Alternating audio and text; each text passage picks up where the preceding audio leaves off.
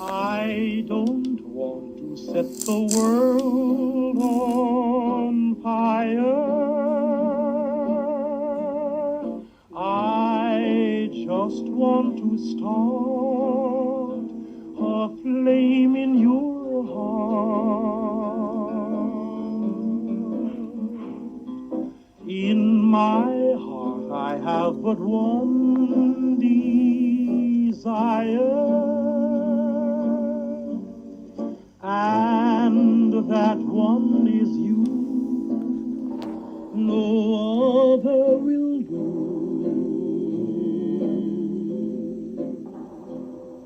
I've lost all ambition for worldly acclaim. I just want to be the one you love. And with your admission that you feel the same, I'll have reached the goal I'm dreaming of. Believe.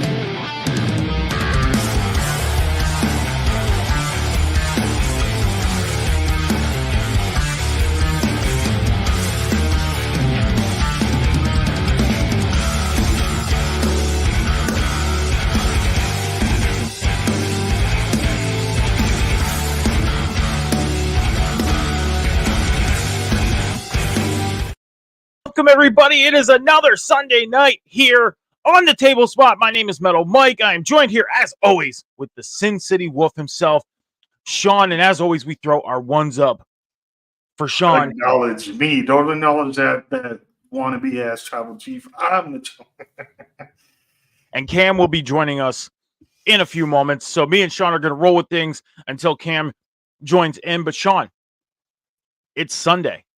How you doing?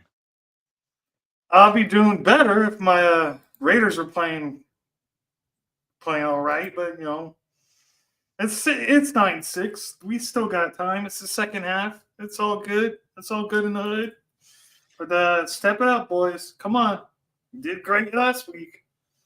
You know what's really funny is last week I have the Niners and the Chiefs as my defenses on my fantasy league.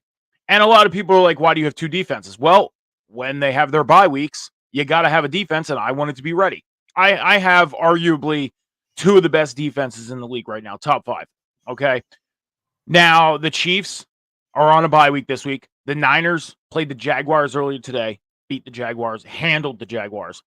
But I started the Raiders. I picked up the Raiders on free agency last week. I was like, they're playing the Giants. You know, they have one of their coordinators just became the head coach until the end of the season, until they figure out what they're going to do. I think, and plus, I felt like the Raiders were motivated. I was like, I feel like they are motivated. I'm going to pick up their defense. I feel like they're going to do good. And they scored one more point for me than the Chiefs would have last week. One more point. So, I mean, I won soundly. I won by like 45 points. Max Crosby says you're welcome. Thank you, Max Crosby. And that was one of my big focuses. I was like, he is having a hell of a season. I was like, this is one of the reasons why I think this is a good Mad idea. Max, baby. Mad Max.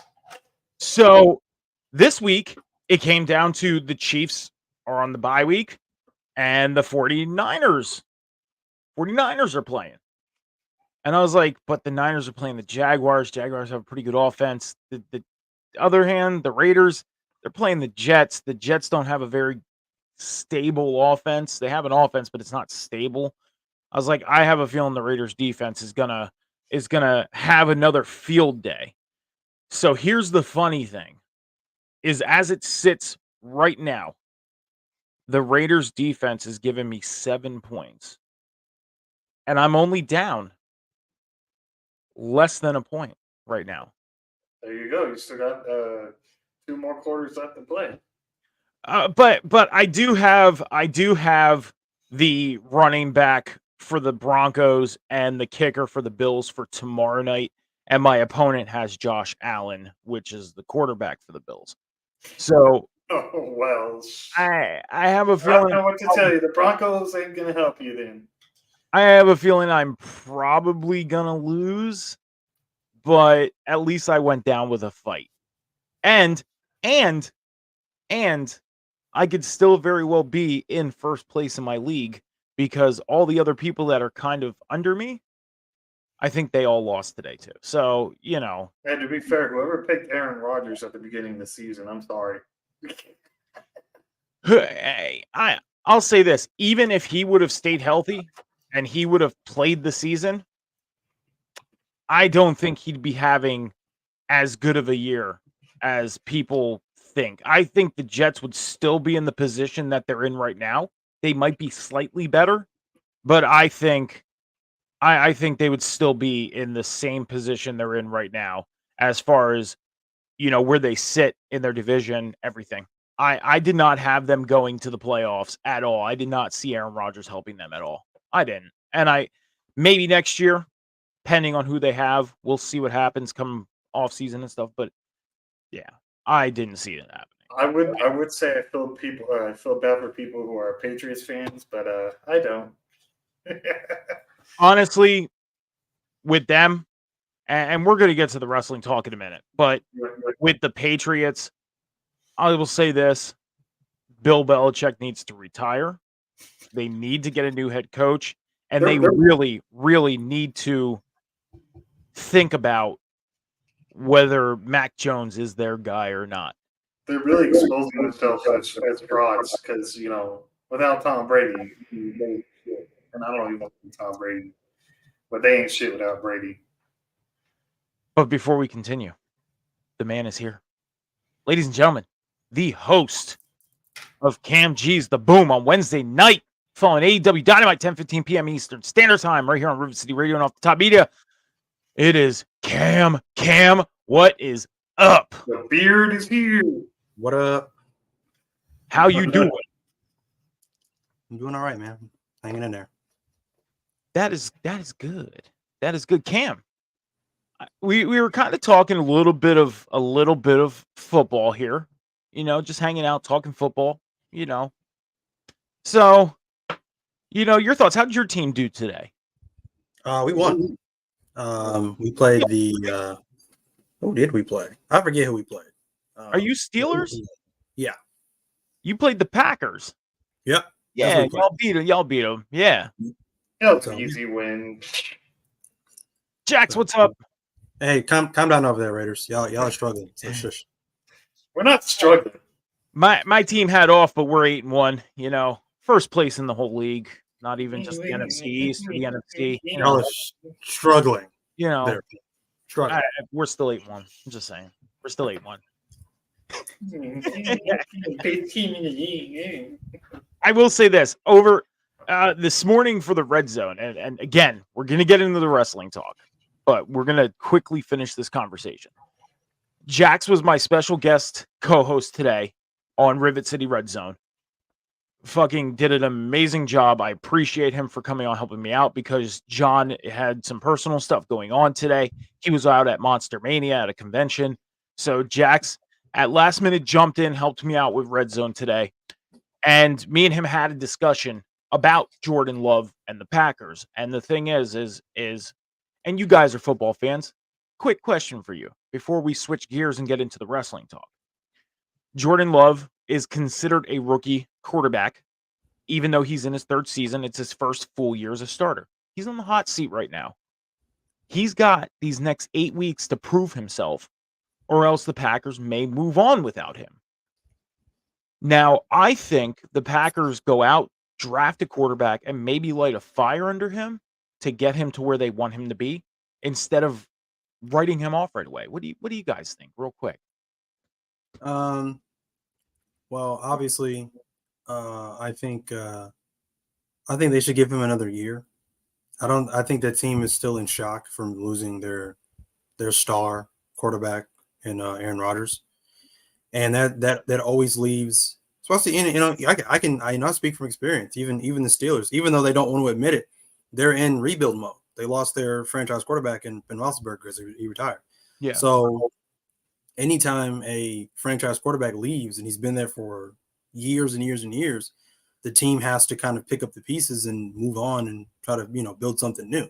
Yeah. So Jordan Love, to me right now, he's a star. I just don't think he has the star team right now. So I think they need to put some better pieces in place for him. Exactly. And I think he's good. I think he's golden. I don't think they should move on from him so fast. And I think they should give him another year at least. I mean, he's putting the numbers up. His statistics are not bad. Yeah. They are not bad at all for a first-year starter. Doing a great job. And I agree with you. They need to put people around him. I mean, they're in their running back position. They're in good hands. They got Aaron Jones, hell of a running back. But they're in a good position. And as far as the Steelers, I'll say this right now. A lot of people would sit there and say, "Oh, they're winning to keep up," but they're winning, and that's the thing. That's all you need to do is win. Yeah. You can win by 1 point. You can win by 100 points. It doesn't matter. You're getting that dub at the end. Winning's of the day. winning. Winning. You Is know, winning. I just want to give a shout out to the Lions today. Thank you, Lions. Thank you. So Raiders, just do your job and win, so it can be second place. So we're good. Just win, Raiders, please. I'll say this: I've been telling people for 2 years now that the Lions were on the up, and nobody wanted to believe me. Nobody. But also, people like to think I don't know the sport. I've only been watching it for 33 years. But I keep telling them the Jets are on their way up, the Lions are on their way up, and the Texans are on their way up. You know what? The Jets can crash down. That's what they can do. They can crash down this game. They don't take off right now. No. But their defense they have a really good defense. It's their offense that's really, really lacking, or else they would be up there. Yeah, they keep getting penalties too and costing them. That can hurt. Making me happy too. That can definitely. You remember when the Raiders used to have penalties? I remember, and I'm happy they don't.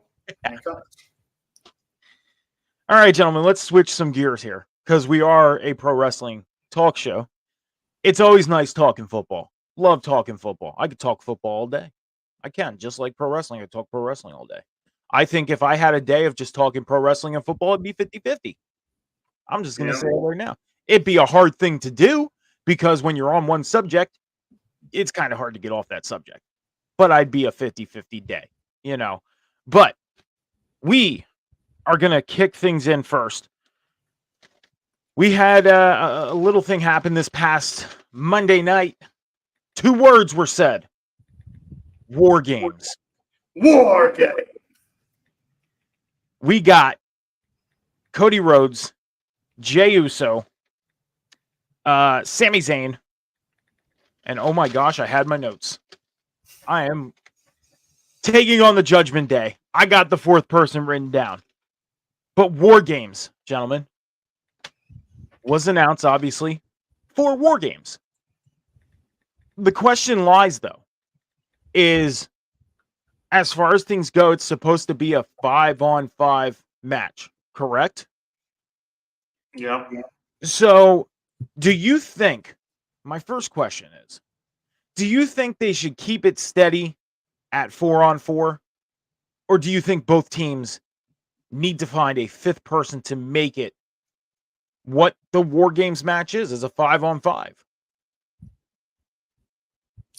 What they're going to do, this is what I heard, and I'm pretty damn sure think is going to happen, is Drew McIntyre is going to join the Judgment Day for that side. And then we get an announcement on the Go Home show, because if we get a surprise at Chicago, it's not going to work because everybody thinks it's a certain Chicago native that's going to be in the match. No, we're going to get Randy Orton back on the Go Home show, announced for Cody's team. That's what I feel 100% is going to happen. So just to cover myself real quick, Seth Rollins, Cody Rhodes, Jey Uso, Sami Zayn, taking on Damian Priest, Dom Mysterio, Finn Balor, and JD McDonough. Okay, that's the War Game match. Just to kind of fix myself because I had my note right in front of me and I didn't even realize it. That's the funny thing. But I honestly I can agree with you on the Randy Orton return. Doing it at the Go Home show would probably be better than making it a surprise. And this is why I think that would be better, is because if you keep the fifth person a surprise until you get to Chicago, I think Randy Orton walks out, he gets booed more than he gets cheered. Yeah, because it's not CM Punk. You regret past. Exactly. That's why I think so. For him to come in at the go home show on Raw, or even if they did it on SmackDown, I mean, I know it's a Raw branded thing, but even if they did it on SmackDown the day before the pay per view, you know, kind of set people up to, hey, this is who's the fifth person. I'm just gonna laugh at the meltdown when CM Punk doesn't show up for Survivor Series. That's Cam, for Cody Rhodes and Seth Rollins and Jey Uso and Sami Zayn, who do you think their fifth person should be? Honestly, I think it's going to be Randy Orton. To be completely honest with you, I think they could easily play that up, and Judgment Day gets a fifth, and then Cody's team will be down a member, and then Cody he'll tell Jay, don't worry, I've got an old friend of mine that I'm gonna give a call and see if he can help us out, and then they never specify who that is, and then come the actual Survivor Series War Games match, Randy Orton's music hits, and I think he's gonna get a massive pop in general. I think what do they always say? They say the longer somebody's gone, the heart grows fonder. And I think that's the thing with Randy Orton. It's definitely the case for somebody like John Cena. Before it was always like, let's go Cena. Cena sucks. Now it's like he's loved universally by everybody pretty much. Yeah. And with Randy being gone for so long, it's been, when's Randy coming back? When's Randy coming back? Like for months now. And I think he's going to get a massive pop, probably one of the biggest pops I think he's ever gotten. I think his music is going to hit, and the pop is going to be so loud, like it's going to drown out his music. Like you're not even going to be able to hear voices in my head. Like it's just going to be drowned out by that pop. So I think that's the match that you have Randy come back in. It'll be the funniest troll ever is when Randy comes back. At first, we hear the static, like that intros to CM Punk's song, but then it goes, your voices. Like, don't do that. Yeah, we're not trying to have the Chicago crowd riot. Don't do that shit. So that'll be the biggest fucking troll ever, and I'll love it. I'll be like, so what we would basically get is the I hear voices in my head, or it could happen with like Drew McIntyre coming out or something, someone from the Judgment Day, just to troll the fuck out of like the crowd or something. So there's been a lot of chitter chatter on the web, as we should say, the internet, whatever you want to call it. A lot of chitter chatter. And as I always say, I don't always believe places that I read because I don't stick with them all the time. So other places that I do stick with, I believe them a little more. The places that I do stick with and read stuff, I've heard nothing. But as far as I'm hearing is, there's a possibility and rumor of Drew McIntyre being their fifth, but Drew McIntyre turning on them in the end. And honestly, I'll say this. Seth Rollins and Drew McIntyre had a great match at Crown Jewel. Probably match of the night. Okay, it could be argued with maybe another match or two, right? Depending on there's certain, because again, WWE is really, they're putting out that product. WWE is really doing it, but Drew McIntyre in that match, realistically, how I seen it in my eyes as a fan and how I felt, and even to some of the build up to that match, Drew McIntyre didn't feel like the heel. Seth Rollins more so felt like the heel with a lot of the things that he was, doing and saying. You know what I mean? So as far as the chitter chatter of Drew McIntyre turning on them and becoming part of the Judgment Day, would it be cool? Yes, it would be cool. Would the visual be cool? Yes, it would be cool. But at the same time, I don't know if turning Drew heel is really going to answer put pretty much answer the thing of like, who's next, because they don't know who's next against Seth. And they're probably going to try and do Drew and Seth again. And to turn him heel just for that? No.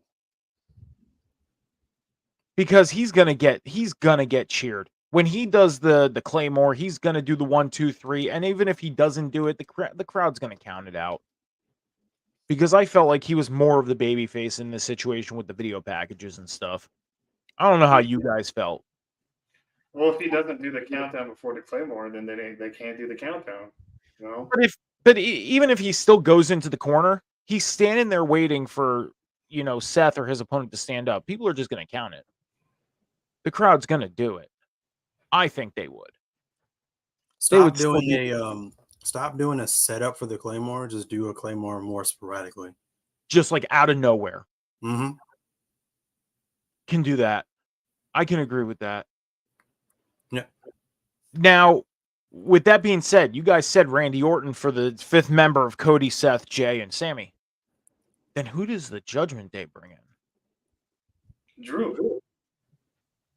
So Drew McIntyre would be your answer for... It's already set up, between him and Rhea, the interactions. Okay. It's obvious. It's Drew. It's like Crown Jewel, Rhea pretty much was like, I told you so. Like, you need us. She didn't say anything she didn't say it, but you can see that she said it. Like, she didn't say it verbally, but that little interaction is just like, yeah. What up, Will? Cam, who do you think? 5th member for Judgment Days. Same thing for McIntyre, or? I mean, probably Drew. I think it just makes the most logical sense storyline-wise. But I could see them, and this is so far-fetched, but I could see them bringing in maybe a wild card heavy. What if they contacted Bronson Reed and was like, we need some firepower on our team other than Damian Priest? Brought in Bronson Reed. I could see that happening, just a one-off thing. That honestly would be a huge wild card. So something they don't see coming. Right. That would be good. That would be. Plus, I like Bronson Reed, so. See, my fifth for Cody's team. And I know this is probably very far-fetched. Probably a little out there. But at the same time, it's not like unpredictable. But I think Brock Lesnar as the 5th member for Cody's team. And then Drew McIntyre for the 5th of Judgment Day. It makes no fucking sense. That's why I said it's kind of out there, but at the same time, it's a noticeable thing if they go for 5th members. And there's history there between Brock and Drew, obviously. So I know it's a little out there. And I know that, as said in the chat, he's not coming back until Rumble.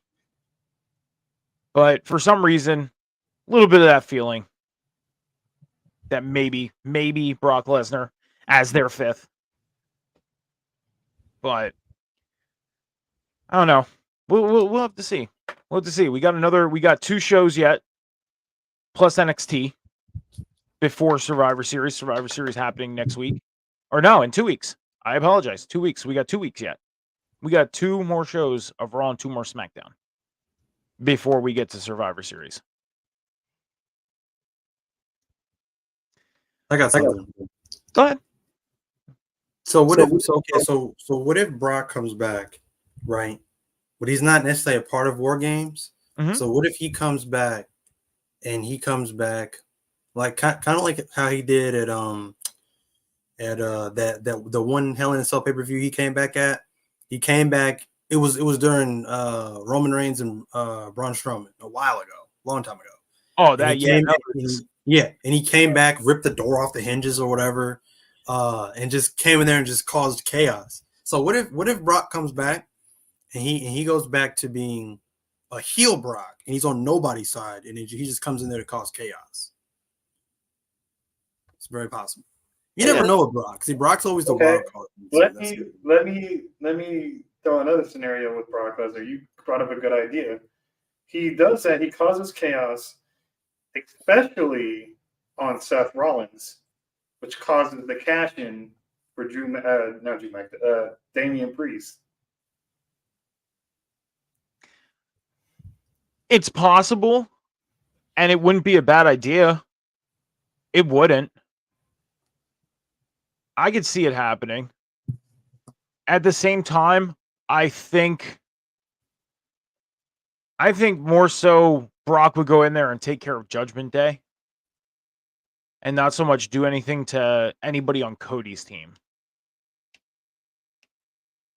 Because if they keep it 4-on-4, so here would be a scenario too. If they kept it 4-on-4, say Drew McIntyre came out and went in and helped Judgment Day, and then we get Brock. Brock comes in, helps out Cody's team.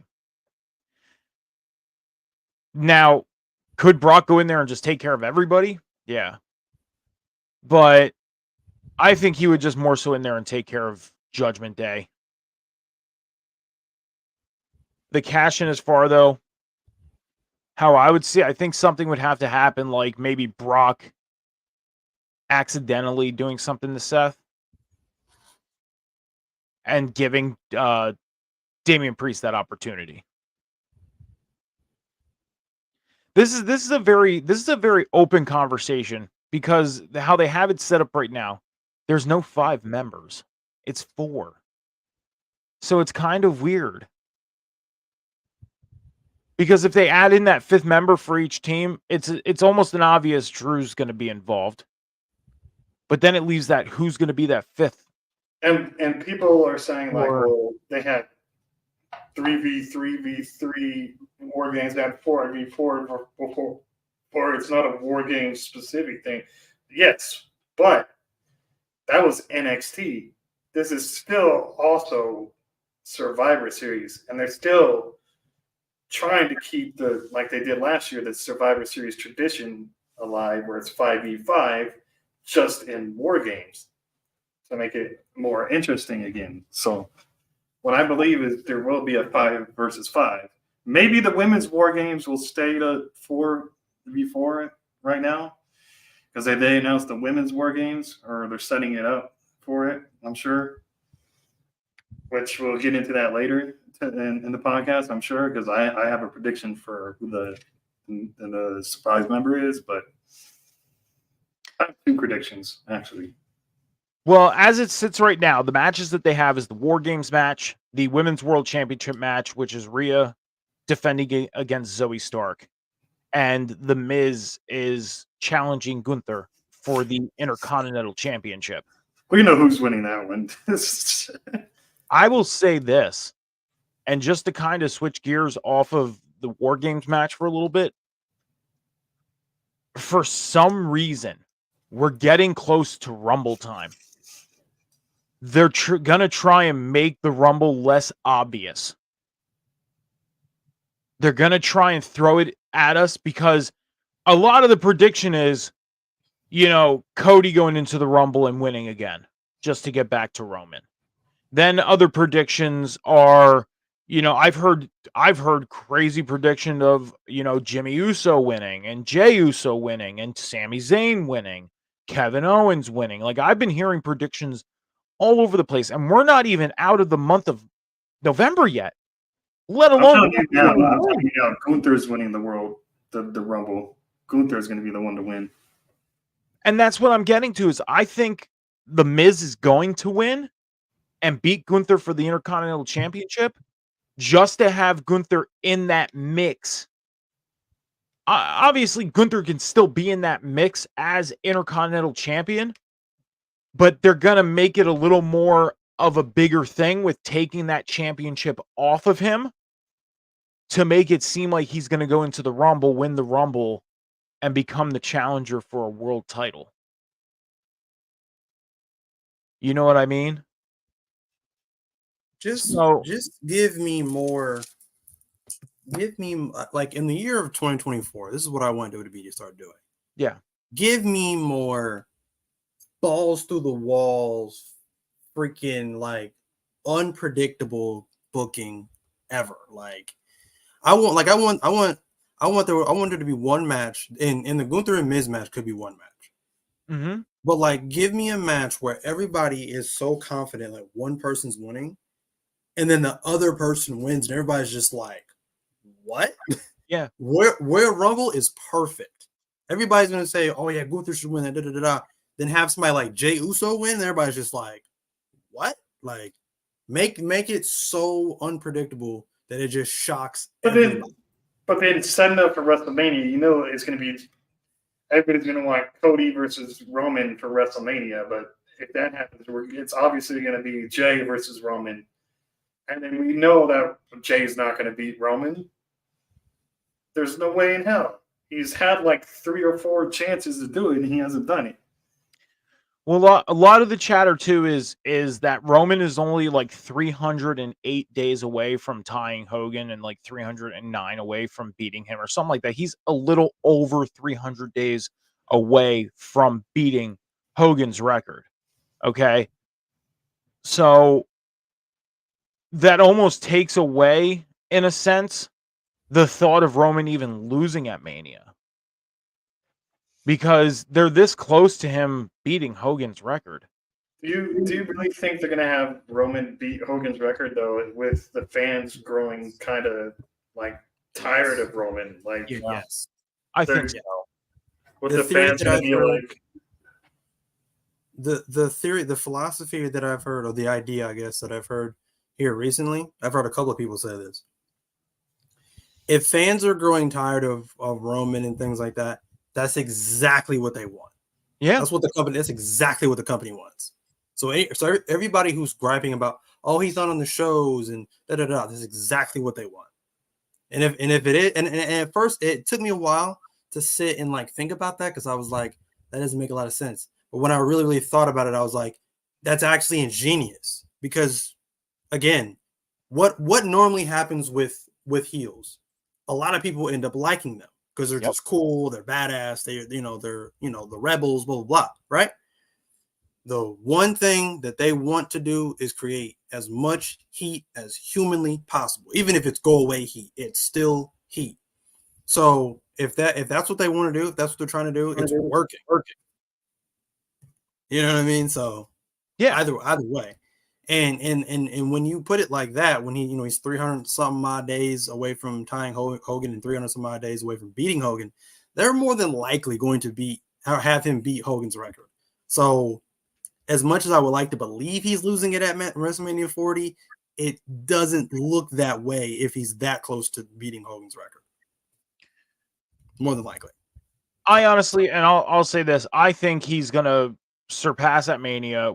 If anything, we'll see him drop it after Mania 4. I mean, he's got to make it. Right now, he's got to make it to November of next year. November 2024. Which means the next big event after that, for him to even lose it, not even the Royal Rumble. It's got to be Mania 41. Even though Royal Rumble is a big event, they'll do it on a bigger stage. That's why I think this year, and after all this chatter this week, there'll be nobody left. Like, he's ran through everybody. Like, but here's the thing, though, Sean, is they don't have to do Roman and Cody this year. They don't. If they would have Gunther win the Rumble, he can go after Seth. They can have Jay or Jimmy go after Roman.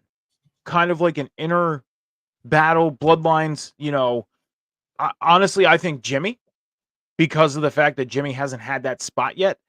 And what they can easily do is make it night number 1's main event. Number 2 can be I'm sure they could stir something up to make night number 2's main event bigger. I'm sure they could find somebody to put Cody against. Sure, they'll find something.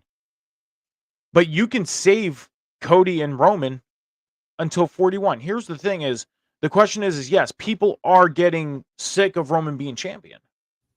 But you're still going to watch. The people that sit and say they're sick of it are still going to watch. Just for that wonder of, is tonight going to be the night? You're still going to There's watch. another thing, though. Another thing is that there's rumors going around that this WrestleMania 40 will be Roman's possible last match for now, because, and that he's going to lose it because his body isn't holding up from his cancer scars that he had. Like, it's not as strong as it used to be. So he taking, having Cody beat him in an I Quit match or something and take him off TV, and then him doing Hollywood like his cousin or something. So here's the thing they can do too, and we've spoke about this before. They need to get the world title that Seth is holding up to par to where people want to see that title. Because right now, yeah, Roman's title is the focus. Even though he's not physically on TV and he's not defending it on a normal basis, anything like that, his title is still the focus. Like Cam said earlier in the show, the heart grows fonder when it's further away from something it's missing. Okay, something goes away and you're interested in it, and you can't see it. You're wandering and you miss it. They can have Roman go take a rest, but still be the champion. Build Seth's title up and make that title more important. I've come to the realization, and now that they have 2 world titles, I've kind of thrown away the idea of them combining those titles and making it one again. I have. I've gotten over it. Yeah, it took me a while. I've gotten over it. But they can build that title up and make it important. The thing is Seth's doing the work, but his title's not the main focus. Everybody's still wondering Roman. And if they decide to do Roman and Cody this year, another way not to make that so predictable of happening with the Rumble, don't put Cody in the Rumble. Don't even have him go in. You better be facing for a championship then. But here's the thing: is he can have a normal match at Rumble, like a one-on-one match with somebody. Don't have him in the Rumble. Yes, but you're not going to put your biggest baby face in the company in the Rumble. I mean, I would say put him in the Rumble, but then have him, because this is basically like the Shawn Michaels story when he was going after Undertaker and he was determined to beat the streak, and Michaels was trying to win that Royal Rumble that time, and he got eliminated, and he was just distraught, and he was broken. That's what you can do with Cody Rhodes. Put him in the match for sure, because I don't think I'm with Sean on that one. I don't think you're going to put, again, your Captain America, baby faces of the company right now, and not have him in that match. That's kind of a Daniel Bryan kind of move when they didn't have the biggest babyface Daniel Bryan in that match. So I say put him in the match. I say even have him be the final 3, but don't have him win the match. As soon as he gets eliminated, he's just like, distraught. You can build off that story right there. And then just what Scout said, have him earn the chamber spot when the chamber qualifying match, have him win the chamber. You're not going to have him win the Royal Rumble twice. The people, that's the quickest way to get people to turn on him. That's not going to happen. I was going to say, like he said, put him in, but he loses, and then have him go through the chamber. I was going to say, don't have him go in, and just have him win at the chamber. If they're dead set on putting Cody against Roman at 40, then have him go through the chamber. Don't make it so obvious. Don't make it so obvious. But how does he get to the chamber though? Like, is it going to be like, oh, both brands in this chamber match. Whoever wins gets to choose their title shot or something. Or? No, Well, no, because basically what the traditional thing is the winner of the Rumble gets to pick who they face. Yeah. The winner of the Rumble picks the night after the Rumble, which sets up for the chamber. So say, for instance, Gunther wins. Gunther can choose Seth Rollins' title, and then at the chamber, the winner of the chamber goes on to take Roman. But who? How do we get Cody from Raw to SmackDown? Is it going to be like both brands could qualify? Well, like see, then qualifying matches. No, because see, then it won't matter because if Gunther goes after Seth, that pretty much puts Gunther on Raw against Seth. Essentially, he's going after the Raw title, right? So then the chamber will solely be for the SmackDown title. See what I'm saying? And then you just have qualifying matches. But I thought the draft was after Mania. The draft is after Mania. It is. So, that still begs the question: how do we get Cody on another idea they can do is they can say for the chamber this year 3 SmackDown superstars and 3 Raw superstars because they didn't win at the Royal Rumble, so we're going to take 3 from one show, 3 from the other, and throw them in the chamber. There you go. When they're going after the brand's top title, I don't think it really matters at that point because they're actively jumping brands just going after the championship alone. You know what I mean? So I don't know. The thing is we have the brand split. We know the brand split in a small sense doesn't matter because we still see people on other shows. At the same time, they do keep it intact, but they also can change the rules of their own stuff. Like, in the past, it would have been, okay, you pick the Raw champion, so we're going to take SmackDown. They're going to be in the chamber. This is what they're going to do. They can change the rules and say 3 and 3. That's what they can do. Or another thing they can do, and here's a little bit of a twist, they can take 2 from SmackDown, 2 from Raw, 2 from NXT. Ooh. I kind of like that. Take 2 top stars from NXT like a Carmelo Hayes. Give him an opportunity. Get his feet wet on the main roster a little bit. I like that. Yeah, I like that idea. Because then that would like be pretty much actively like their call up essentially. Yeah. So what if we make it more interesting? Like the chamber this year or next year, I should say. Whoever wins gets to pick any title they want. Like U.S. Intercontinental, obviously the World Heavyweight will be decided already. WWE Championship, and that's how we get to that point. Like number 1 contender for any title that the person chooses. That's not a bad idea. That's not a bad idea. I'm sorry, Cam. That's not a bad idea.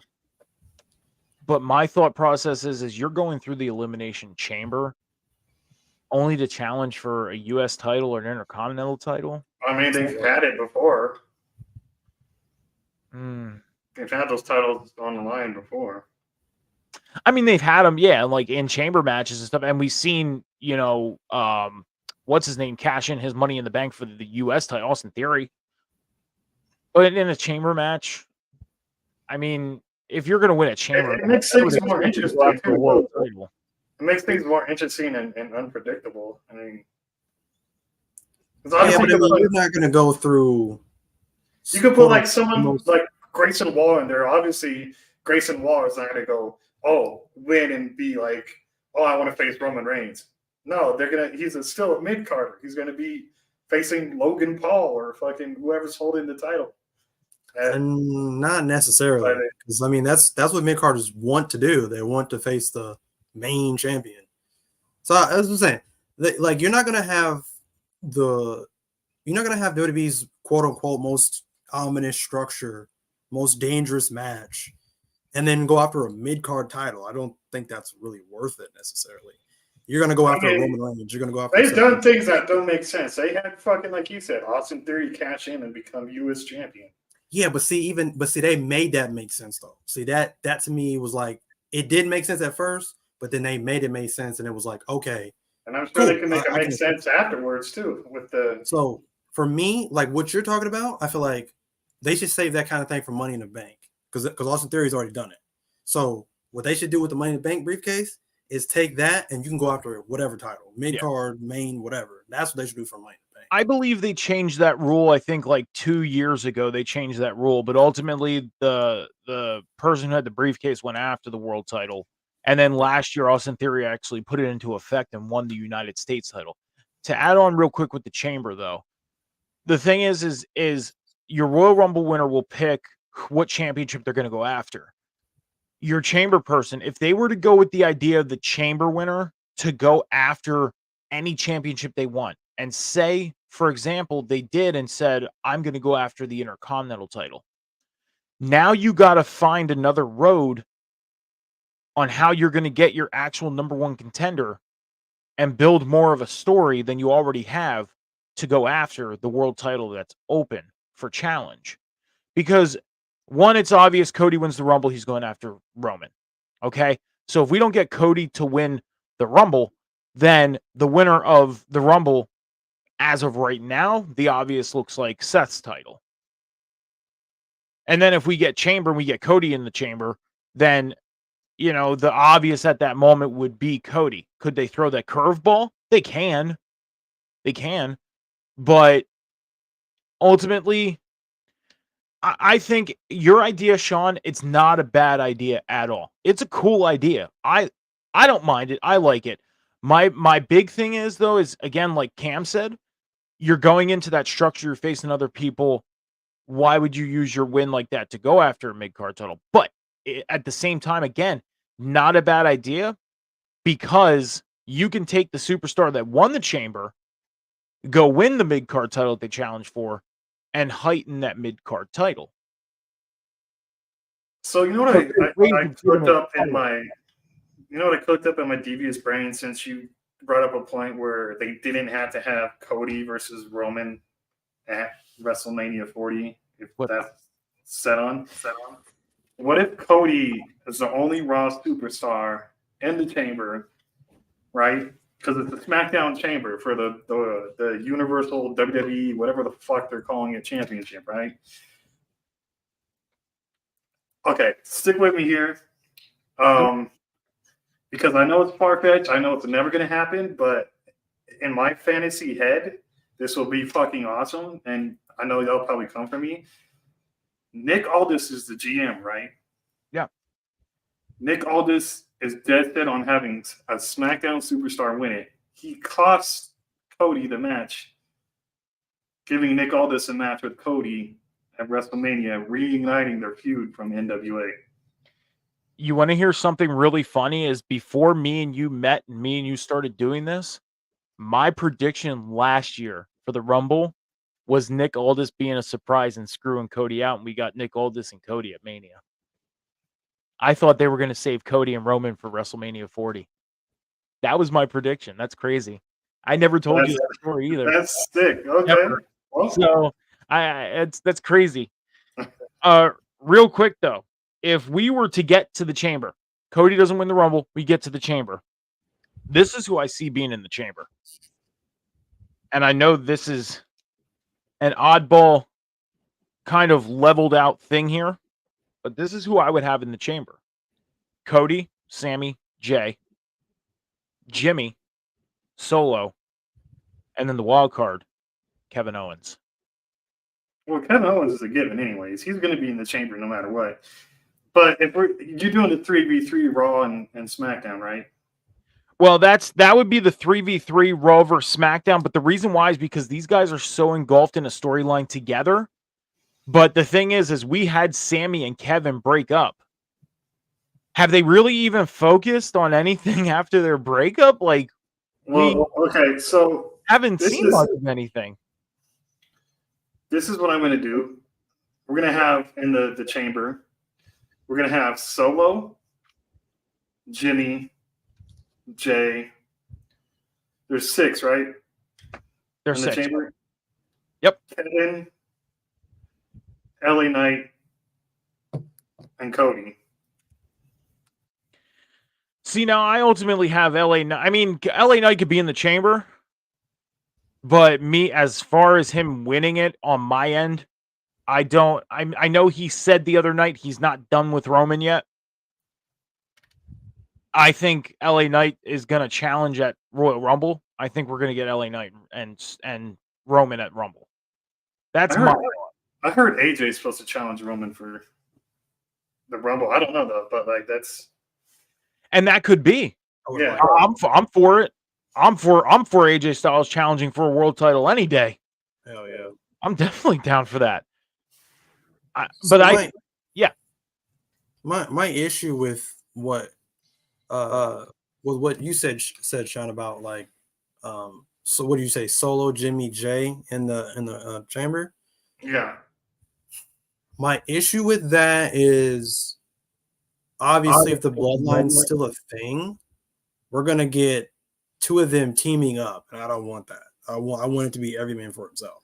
Well, I mean, I wouldn't mind that unless I wouldn't mind that only if the bloodline is no more.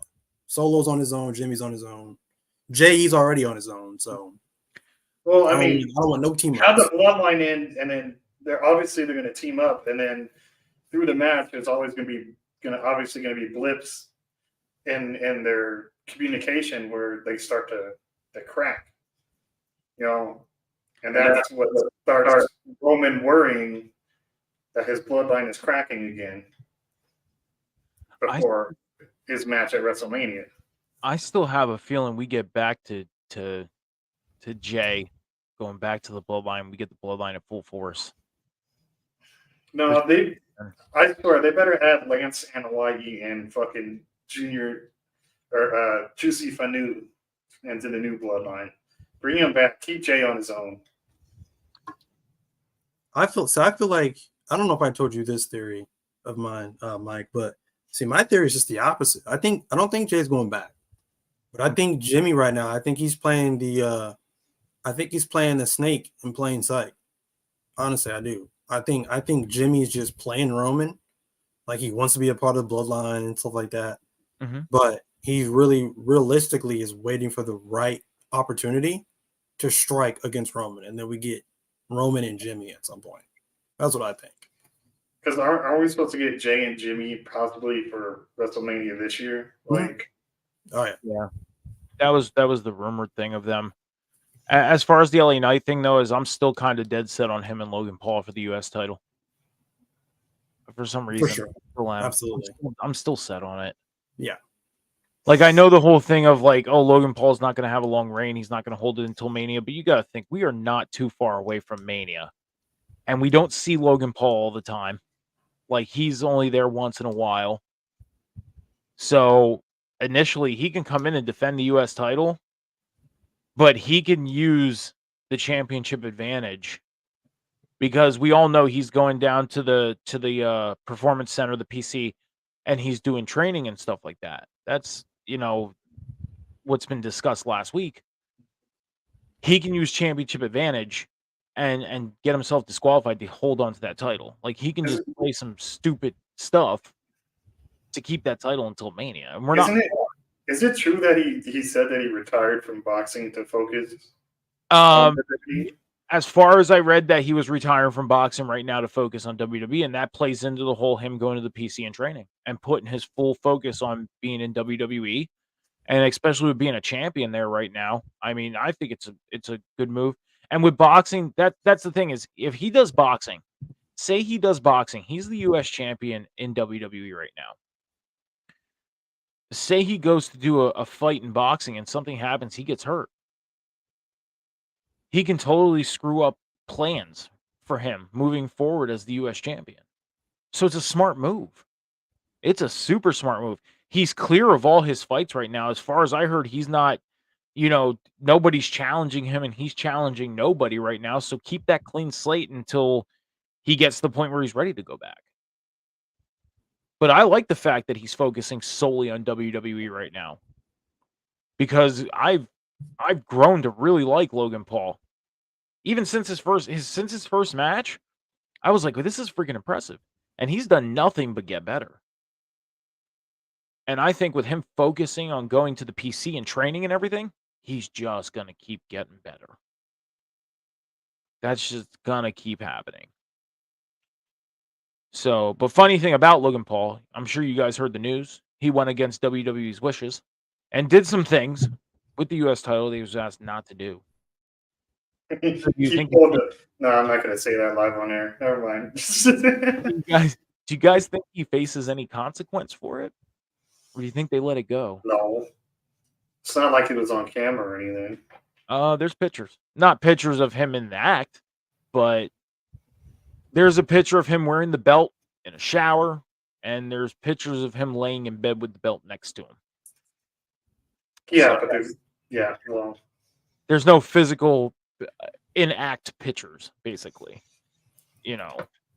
he won't get in trouble. I mean, they rehired Paige after she used the belt as a shield. So yeah, I don't think they're gonna let go of Logan Paul or give him any kind of. What's he trying to say it, Cam? What's he trying to say? I'll say it. I don't care. But. See now here's the thing: is the one thing they can do too is chalk it up as a reenactment picture. If y'all remember back in 96, 97-ish, around Shawn Michaels won the belt. I mean, technically, Mandy Rose did the same thing too with her 2 women's championships. So don't matter. Well, I mean, the thing is I don't see it being an issue, but at the same time, it's just the wonder of like, hopefully, you know, is WWE gonna kind of play the PC role and say like, oh, we're gonna, you know, fine him this amount of money, and he's got to get a new United States title, you know, made because we're not. I mean, there's no proof that he actually fucking did it. He just said he did. That's his heel character. Yeah, I mean, right. That's his shock and all persona. Like it gets clicks. So yeah.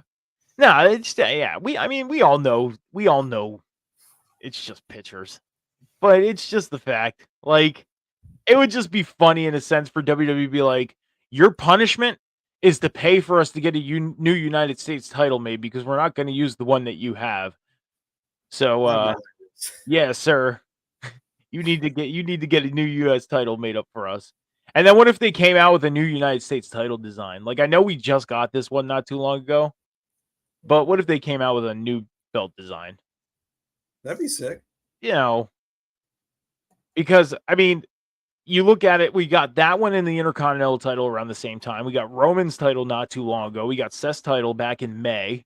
I'm still waiting on new tag team titles. Can we get new fucking tag team titles, please? Like, I think we'll end up getting those in 2024, maybe even WrestleMania. Because it's the 40th WrestleMania, 40th anniversary of the event. And, you know, I think that's one thing they should start doing is trying to highlight the tag team division a little bit.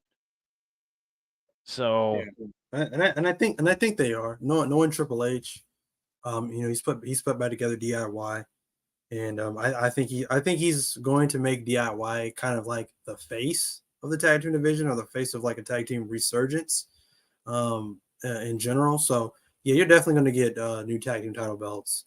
I think hopefully there's just going to be one set, and then you'll get to see that tag team on either Raw or SmackDown or NXT. They can just take those titles wherever. And but yeah, I would love to see those at WrestleMania. That I wouldn't mind that because they could easily have like a tag team showcase kind of match, like tag team showcase kind of ladder match. Reveal the new tag team title belts, and then whoever wins those titles will be the first to hold those. Don't put them on NXT though, because that's not going to work. Because no, I'm not saying put them on NXT. I'm not NXT, but don't have them go to NXT because NXT should keep their NXT titles. Because look what happened with the women's NXT titles, and they unified them, and they're still not featured on NXT. When's the last time the women's tag team champions been on NXT? Yeah, don't get me started on the women's tag team division. It's a dumpster fire right now. Don't get me started on that.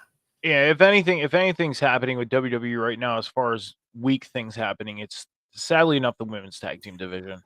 It really sucks. We got a comment here. The only thing they need to do with the U.S. title belt is put blue behind the stars. It would make it pop. I can agree with that. I can definitely agree with that. You look at that title, you put blue behind the stars, you can make it pop because you have the outline of the stars that are in white. So you can definitely make those stars pop with blue in the back. I could see that. So one more thing before we get into our AEW Full Gear predictions, because we do have a pay-per-view this Saturday. Thank God it's on a Saturday. Thank God. Yeah, it's on a Saturday, which means if they run until 4:00 in the morning, we're good. Sean, you're ultimately good because you're 3 hours behind the East Coast. So, Yeah, it's we still won't be 4:00 tired in as the fuck morning. from the watching wrestling, and then coming on right after and being like no energy from the pay-per-view. Yeah, no, we get to review it the next day. So Yeah, thank God. Thank you, Tony Khan. one more thing, gentlemen. Santos Escobar turned on Rey Mysterio. It happened. I blame Carlito. Carlito called him out. That was kind of a heelish move from Carlito, to be honest. What a snitch. He was like, he did it on purpose. He left him there. What a snitches snitch. snitches get stitches. What can I say? Oh, I mean, I didn't think Carlito would be the type to snitch, but do you guys? My question, though, bringing this up though, is do you guys feel like this is more important or as important now, opposed to if the U.S. title was involved? Like, do you feel the same energy? Like, for example, if the U.S. title was involved, obviously something is up for stakes. U.S. title, and they start rivaling. Okay, U.S. title's now out of the picture. Does it feel? Do you still have that level of excitement that they're going to feud, or is your level up, or is it level down? Unless they're going to do ways there. Unless they're going to do like mask versus hair or something, then no. I can agree with that, and this is why I can agree with this. The mask versus hair thing, I can agree with that. Because if Ray would win, obviously Santos would cut his hair. But if Ray would lose, he loses his mask. He's already a Hall of Famer. It can be a retirement thing for him. Because they always say with luchadors, as soon as you lose your mask, that's it.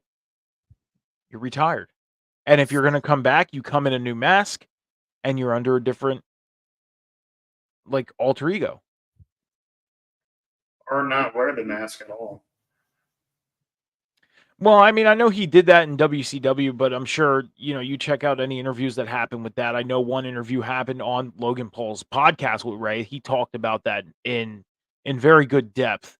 That Ray was not happy about it. No. He understood it after a couple of years of being out from under the mask. Yeah, but if you watch Triple A, there's plenty of wrestlers that get unmasked and then just wrestle maskless afterwards. Like Dr. Wagner and many others. Right, but I think he just prefers to wrestle in the mask. It's just who he is. And you gotta think too, is before he did that in WCW, he was already like 10, 15 years in his career. He was in a long time. So even understanding the concept of the fact of doing that, still wasn't happy about it. It obviously shows that he's more comfortable and more happy being in the ring under the mask. So, but I'm honestly, I'll say this. I'm sorry, Cam. I know you're ready to say something. Real quick. I'm honestly Rey Mysterio and Santos. I think I need to see where this goes now that he turned on Ray and see how the storyline kind of builds out to see whether I'm going to be excited for it or not. And I'm sorry, Cam. Even though the U.S. title's not involved, I'm just happy I got to see the turn from Santos because I've been waiting on it, So the only thing I need now is just to get the Gato back. It'll be they're teasing Garza and Humberto come up, So well, because the other members of the LWO, they're going to back Ray up. So, we'll see what happens. We will. But gentlemen, we got a pay-per-view on Saturday. We got to do some predictions. You guys ready to get into this? Yes, sir. Yeah. All right. So the first match we're going to kind of discuss here and make our predictions on. MJF is going to be defending the Ring of Honor tag team titles right now as it sits by himself against the Guns. Now, if you've been watching AEW Dynamite or anything on AEW, Samoa Joe has kind of been in the shadows of MJF. We heard Adam Cole saying, accept Samoa Joe's offer, get Samoa Joe to help you. So the question lies, guys. Do you think come Saturday, and Cam, I'm going to get to you first here. Do you think Samoa Joe becomes MJF's tag team partner on Saturday? Well, with the this is a different match for MJF. This is not a normal ROH tag team title match for him going into it by himself. And I say that because I think that the deck is stacked against him this time, because now you're facing the Guns, who are also part of Bullet Club Gold. So you can expect Jay White, you can expect Juice Robinson to get involved to some degree, I'm assuming. Yeah. So he's going to be looking for somebody to have his back. He's going to be looking for some heavy artillery. So I would assume that Samoa Joe gets the call from MJF to be in his corner for this match. So yeah, I think Samoa Joe's going to be in this match for MJF. I think you're going to see a lot of teases of Samoa Joe possibly turning his back on MJF in this match, but not actually pulling the trigger, just kind of like playing some mind games with him. Because remember, Samoa Joe actually relinquished the Ring of Honor Television Championship because he is dead set on chasing the AEW World Title. So I think he's going to play a lot of mind games with MJF. So yeah, overall, I think this is going to be a decent match, decent pre-show match. And but I think MJF and Samoa Joe will keep the Ring of Honor tag team titles. All right. And Sean, so we talked about this a little bit into extent on the Boom on Wednesday nights. Here, 10:15 p.m. Eastern Standard Time on Wednesdays, right after AEW Dynamite. Just got to throw the plug out there for you, Cam. Okay. We talked about this on the show, mentioning everybody involved with MJF, Samoa Joe, Wardlow, the Bullet Club Gold. There's a whole bunch of people involved in this storyline. Right. And we've obviously seen Samoa Joe again in the shadows of MJF, pretty much standing there saying, just accept the offer. Adam Cole telling him, accept the offer. MJF is in a very crucial position right now, and his back is up against the wall, as Cam said. So do you think Samoa Joe joins MJF? And do you think they keep the tag belts, or do you think the Guns become new ROH tag champions? I think, honestly, who cares?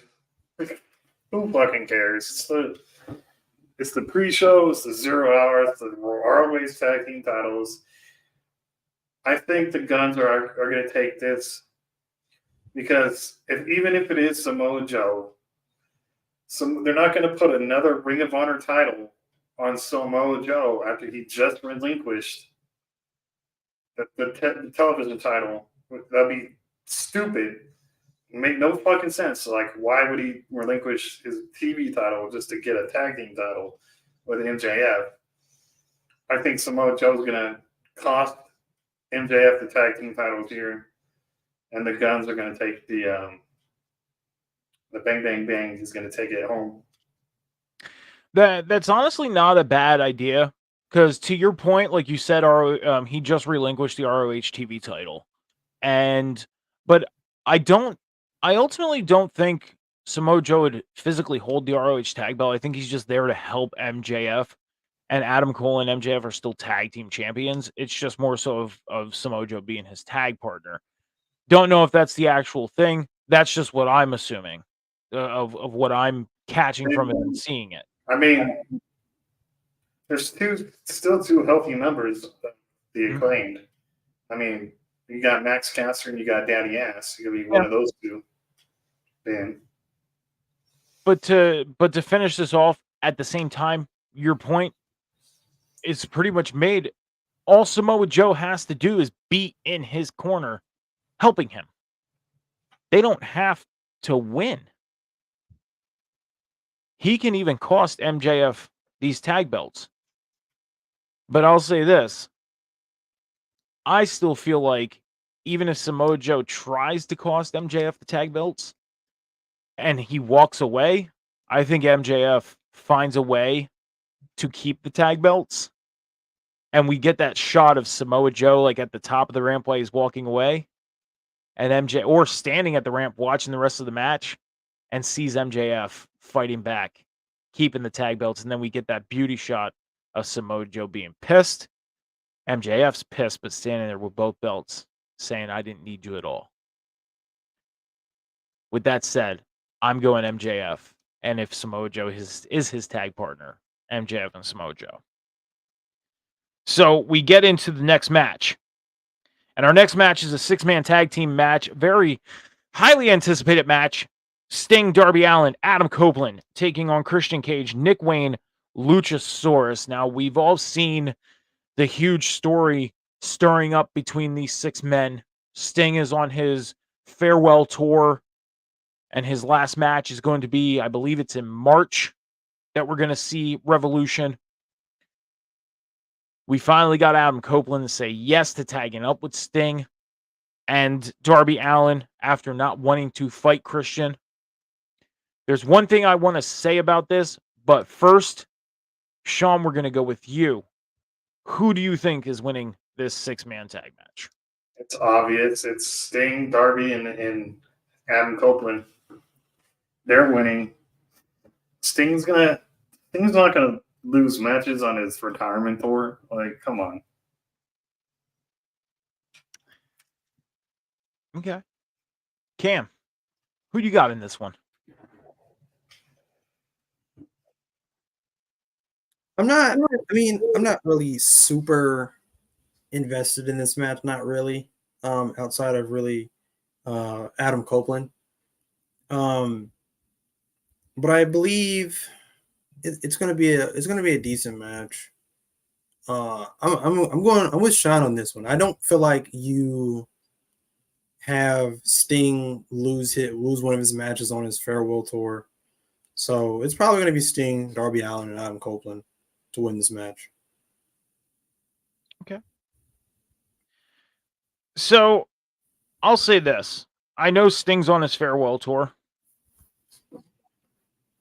but at the same time, as a collective team, for some reason, to keep this story going, I have a feeling that we're going to see either Nick Wayne pinning Darby or Christian pinning Darby. Copeland's not going to get pinned. Sting's not going to get pinned. I feel like Christian Cage, Nick Wayne, and Luchasaurus are going to win this match. And I'm not just doing that to go against you guys, but I just have this weird feeling. To continue this story, they're going to have Sting, Darby, and Adam Copeland lose. I hope I'm wrong. I do. But I got to go with this, with my little bit of gut feeling. Now, what I wanted to say was there's one man in this story that I'm happy is being highlighted, and that is Luchasaurus. He's getting a highlight. They're highlighting a guy that you wouldn't expect to be highlighted. And he's in that somewhat of main event status. I said it a week ago. I hate the fact that they took the TNT title off of him, especially the way they did it. They should have kept that title on him and continued and let him defend it. Just because Christian was holding it, they had to put the title on him? No. They could have easily kept playing it as Christian is with Luchasaurus. He's holding the belt for Luchasaurus. Luchasaurus can still be champion and defend it. I'm going Nick Wayne, Luchasaurus, Christian Cage, just for the sole fact of continuing this story. We'll move on to our next one, singles match. Another highly anticipated singles match. Now, Cam, we had a little bit of a discussion about this one, so I'm going to let you go first on this one. It is the second match between Hangman Adam Page and Swerve Strickland. Now, we've seen the buildup of this storyline here. Swerve ultimately wants to go after the AEW World title. Hopefully it happens soon. Maybe early 2024, maybe mid 2024. And he's on that journey. It almost looks like he's on the journey of defeating past world champions. He beat Hangman Adam Page. He beat a former world champion this past week on Dynamite in Penta. And yes, Penta was a former TNA world champion. So Cam, who do you got in this match? Oh boy. So my man Swerve Strickland is chasing after the AEW World Championship right now, and he's going after one of the top dogs in Hangman Page. So I feel like they're going to do the trifecta for this storyline, as I said before, on the Boom. So unfortunately, because I'm not the biggest fan of Hangman Page at all, but unfortunately, I feel like Hangman's going to win this match just so they can continue this match. Because I mean, if they have him lose, which again I'm not opposed to, I'm hoping Swerve wins. But if they have him win, then that's it. Move him on to something else immediately. They don't need to like the Dynamite after Full Gear continue this because it's not going to make any sense because Hangman's going to be down 0-2. This is not going to make any sense. But I think they're going to drag it out a little bit longer. So I feel like Hangman's going to win this match, and they're going to have a trifecta, which I'm not opposed to because it's I think ultimately it's gonna play into Swerve's come up because I think in the third match Swerve's going to come out of this feud, hopefully this feud on top, and then we can move him on to something else. I would say move him on to maybe like Moxley or something like that, somebody who's a former world champion or whatever. And he just continues to rack up the wins until he gets to what he wants. But I'm gonna go Hangman Page. So Cam, we had a little bit of a disagreement earlier this week on your show, and in the past couple days, thinking about this pay-per-view and thinking about I wouldn't say argument, just discussion. I don't want to say argument because we didn't argue about this. We just discussed this. I was thinking about our discussion and thinking about this pay-per-view at the same time. And with who I'm picking with this match, and I'll let you guys know who I pick after Sean picks, but who I'm picking for this match, I'm going to tie it in and make sense. With that being said, Sean, Hangman Adam Page, Swerve, second match. Do you think they go to a third with Hangman winning, or do you think Swerve sweeps Hangman? Definitely think Hangman's winning. There's no way. They're going to have Hangman win, have a grudge match at the next pay-per-view or whenever, and that's it. Whoever wins between that wins. Hangman and Swerve on the third match probably would have a stipulation, and I'm hoping it would be Swerve, to be honest, as much as I love Hangman. But I love Swerve too. So you're going with Hangman in this match? Yeah. Okay. Guys, we got a little party going on in the chat. We got some emojis being thrown out. Man, you guys are on fire right now. Thanks for joining us here on the Table Spot. We appreciate it. Joining us here on this late Sunday night. So I'm going with Swerve in this. I said it before. I want to see Swerve be dominant. Like, just run through people. Like, be that force that people don't expect, aren't expecting him to be. Now, as far as, and again, like I said, Cam, we had a discussion about this. Swerve, I have no disagreement with him going after Moxley. But one thing has to happen. And that is Moxley, and you're going to be like, Mike, I told you so, and that's okay. You can say it. By all means, say it. Moxley needs to win the international title. If I'm going to see Swerve and Mox, I want to see the international title up for grabs. Because Mox is a former world champion. He's facing former world champions right now. And I want to see him beat Mox for that international title.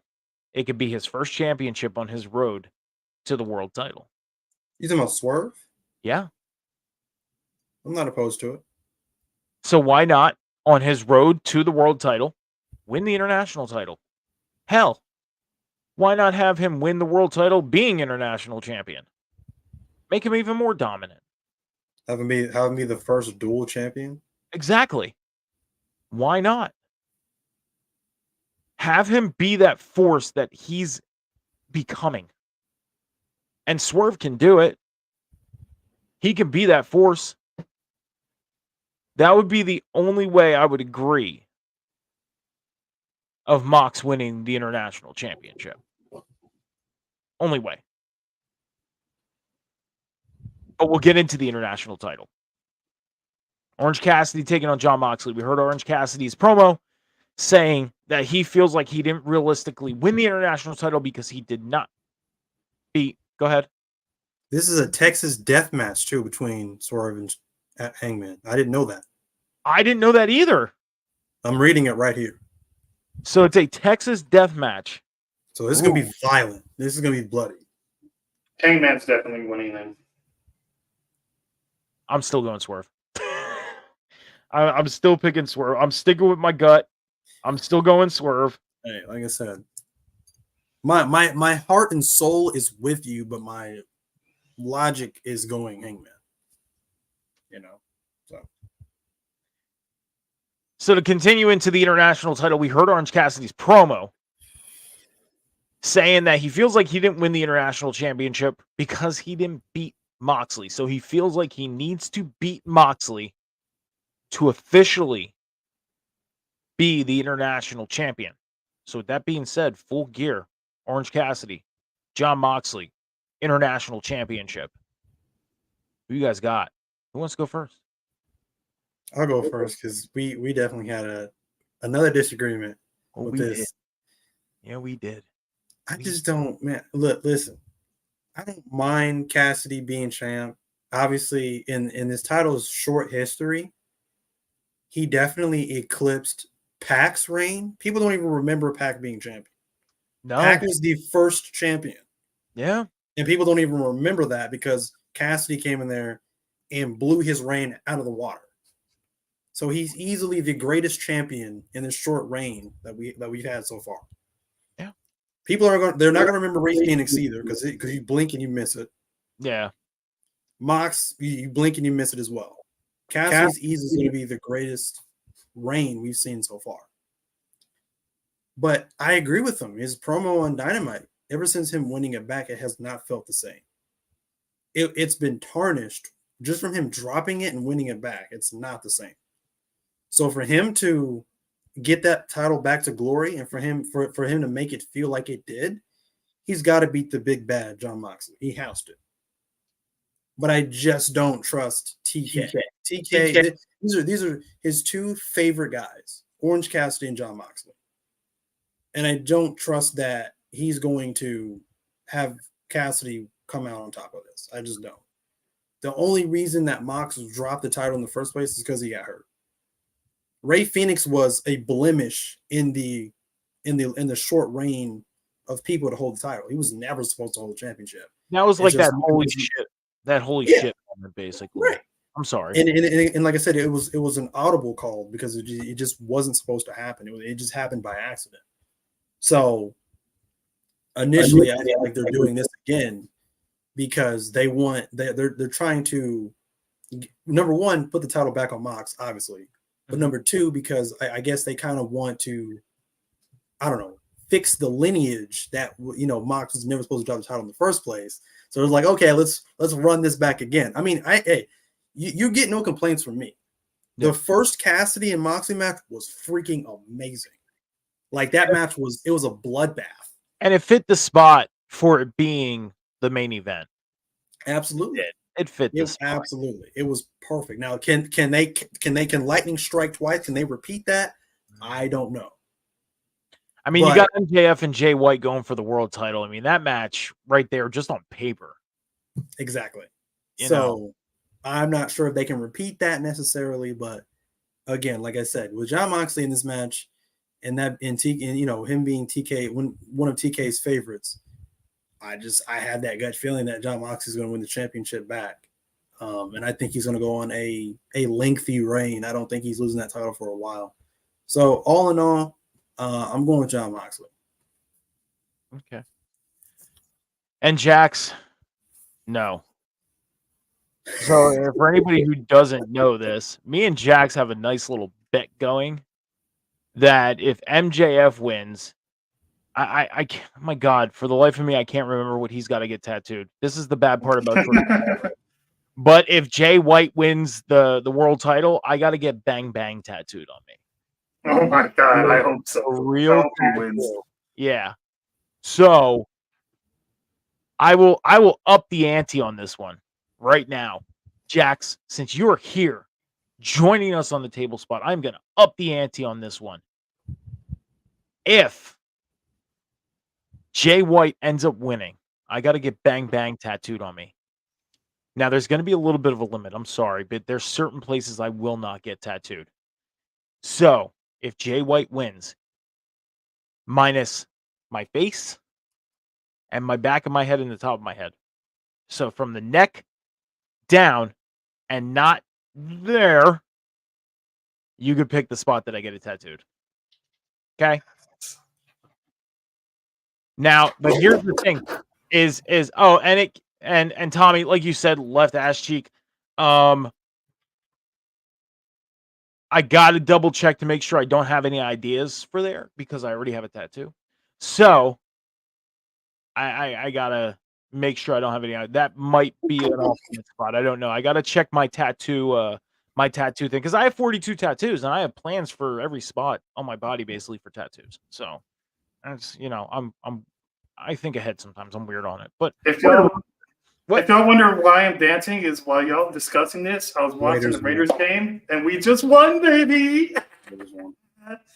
Congratulations. Yeah. You guys are back above 500, 2 games out of first place for the West. Second place, baby. Now you got to hope that now you got to hope. I'm telling you, we making that wild card. We're making that wild card. You got to hope that the Chargers lose now. Oh. I don't know. They got a pretty easy task tomorrow night in a small sense, but we'll see what happens. But we'll move forward here. Orange Cassidy and John Moxley, Sean. Who you getting? I'm going Orange Cassidy. Simple as that. Orange Cassidy. Why are you going Orange Cassidy? I'm just kind of curious on this. Why are you going Orange He Cassidy? had that amazing reign. I mean, sure, Mox is a tough contender, but Cassidy, that's his title. It just looks weird on John Moxley. I'm sorry. It's Cassidy's title. It's his win. So I'm gonna say this. I agree with Sean. The international title looks a little weird on Moxley. I think because of the fact that Moxley been the world champion 3 times, and we've seen that big gold belt on him. So the smaller title, the mid-card title, looks a little weird on him. Right. But I gotta say this at the same time. As much as earlier this week, I argued the fact of Orange Cassidy winning and keeping the international title. Cam, you made sense. And my thing is if Swerve is going to beat Hangman and he's going to face Moxley, he's got to get that international title. You made a lot of sense. And you kind of talked me to that direction of John Moxley. But I'm sorry, I'm going to stick with Orange Cassidy. I got to. I don't feel like Orange Cassidy needs to. Once he beats Moxley and he starts his second reign as international title, it's going to feel better again. It's going to feel right again. And Orange Cassidy will move forward. Swerve can still take on Moxley without the international title. Yeah, be a little weird with my logic and my belief and my feeling that it needs to be for the international title. But that doesn't hold Swerve from going after Orange Cassidy. Because I think Swerve and Orange Cassidy is a little bit of a bigger baby face than Mox would be. I'm still going Orange Cassidy with this though. Just for the pay-per-view record. But I'm hoping Moxley wins too. Just for the fact of Swerve. I know I'm making no sense with making sense right now, but Let's put it this way. I'm going Orange Cassidy for this record because I'm not too far behind this man right here for our challenge. But realistically, I'd like to see Moxley win because of Swerve. Shh, don't tell nobody. Okay. Just going with Orange Cassidy on this one. But I hope Mox wins because of Swerve. But we're going to move forward anyways. It's okay, Mike. I'm getting that belt at the end of the year anyways, so. See, that's the thing. I didn't say it was a belt.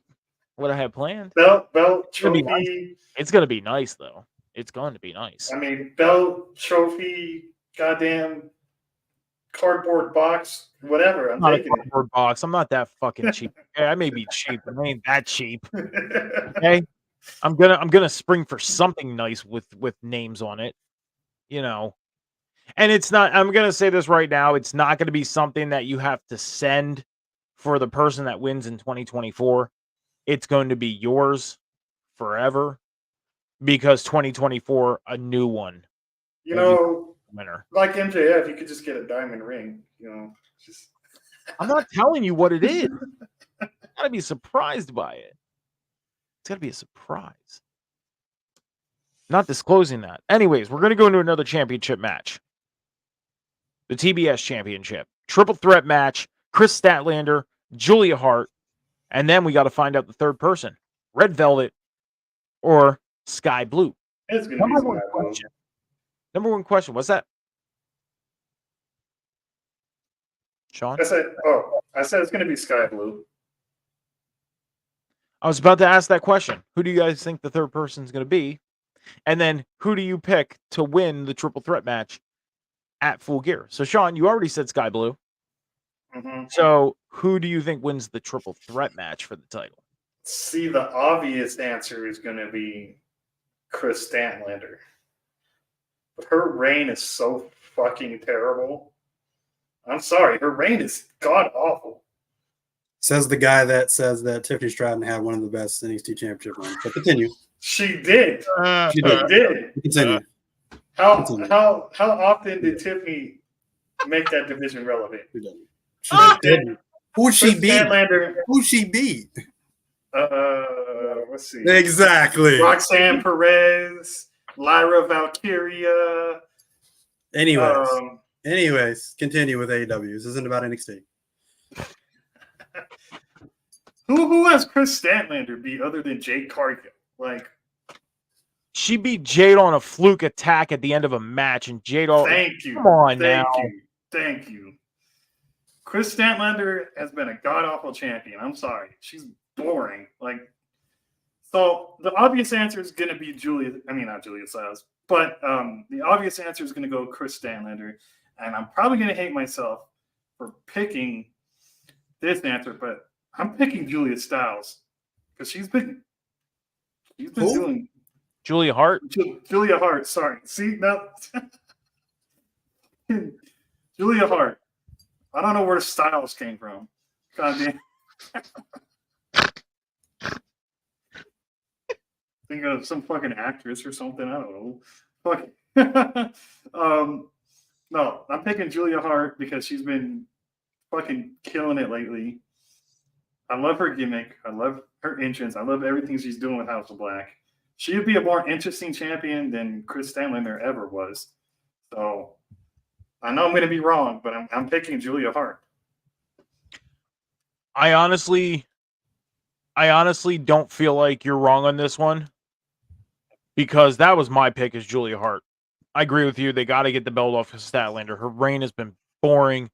She's doing absolutely nothing for the TBS championship. She's done nothing for the TBS championships. She's beaten Jade Cargill. And yeah. And Sky Blue or Red Velvet. I'll say this right now. It's awesome that Red's back. Because I did like her from the beginning. She's an awesome athlete, awesome wrestler. If you remember, I met Red Velvet at in New York. And Sky Blue, she's working her way up there. I'll say this right now. I mean, Sky Blue spitting the blue paint in Julia's face. I mean, Sky Blue. I think Sky Blue beats Red, and Julia wins. So what you're saying is blue beats red. What? No, think about it. Blue beats red. No. Why think about this, Cam? Who do you got? First off, winning the match between Red and Sky, and then who do you got in the triple threat? I got to think about this for a minute. What he's referring to. You need to remember, Sean. It's almost midnight here. It's not like we don't have the comfort of it being almost 9 o'clock at night. It's a first grade level joke. First of all, I disagree with both of you. I think Chris Statlander and her title reign has not been boring. I think the reason that her title reign has not been the greatest is solely because of politics, backstage politics. I think they have kept her off television on purpose because of that. So a good chunk of her title reign has been pretty much sabotaged, and I think it's all due to backstage politics. But what I have seen from Chris Statlander on Collision and on the last couple of pay-per-views has been some good stuff. So I definitely like Chris Statlander as champion right now. She dropped the alien gimmick. She's been more serious. So I like Chris Statlander right now. Currently, I do. I think she's hitting a ceiling, and I think she's pretty much done all she can do with that belt. So I definitely think that her time is coming to drop the championship. Now, as far as why I think is going to win between Red Velvet and Sky Blue, it's definitely going to be Sky Blue because Red Velvet right now isn't involved in any sort of storyline or anything like that. She just came back. And the meat and bones of this triple threat match is with Sky Blue and Julia Hart. So I believe you're going to see Sky Blue beat Red Velvet, and there's going to be Julia Hart versus Chris Statlander versus Sky Blue. And I think based off of the story, you're going to see a double swerve, and you're going to see Sky Blue probably spit the mist at Statlander and help Julia Hart win the TBS championship. And you're going to see a new TBS champion, Julia Hart. See, this is what I have for my extra point. That's your extra point, right? You're saying that your extra point is that Sky Blue, the double swerve where Sky Blue helps Julia. Okay, so my extra point is an X factor that we don't have in the match, and Willow Nightingale. She may inadvertently cost Sky Blue the match, and then Sky Blue turns on, is what leads to Sky Blue turning on Willow Nightingale and going fully, I would like to say it's going to be corny, but dark blue. Like, So your ultimate is Willow costs Sky Blue at the pay-per-view, but then future storyline is Sky Blue and gets pissed at Willow and turns on Willow. yeah. Okay. So, but your pay-per-view extra point is Willow costing. Yeah, so she goes from Sky Blue to dark blue. Come on, nothing's hidden tonight. Y'all can't pop. God. Blue. Jesus Christ. I'm speechless. I don't even know what to say.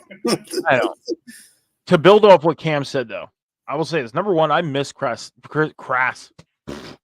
Statlander's alien gimmick. I actually like that gimmick. As far as the backstage politics, I can agree on that too.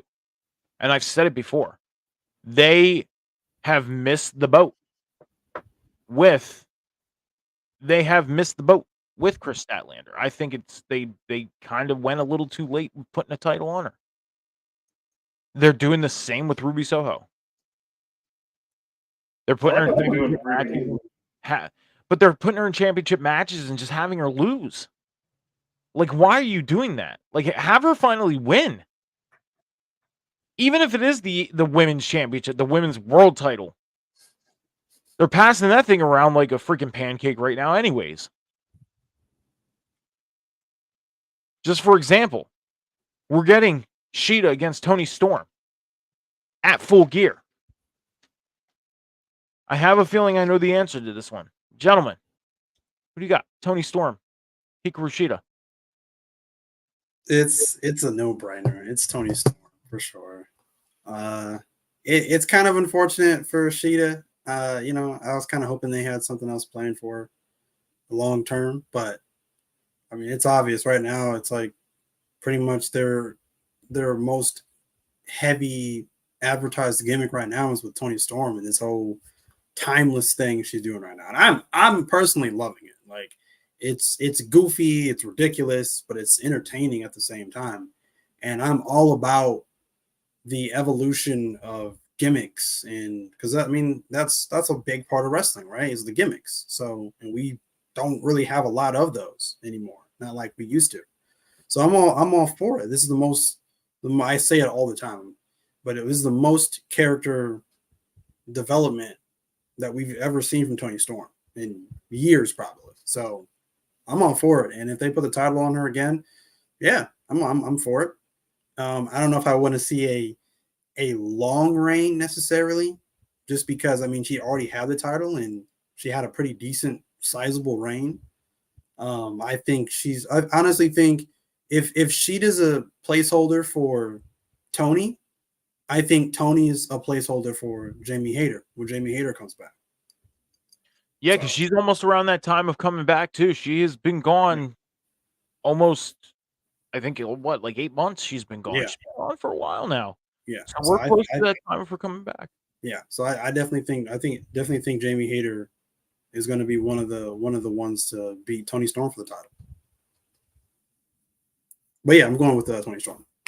I mean, I said it about a week ago, maybe a little sooner than that, or earlier this week. I said it, and I know I caught people by surprise by saying this.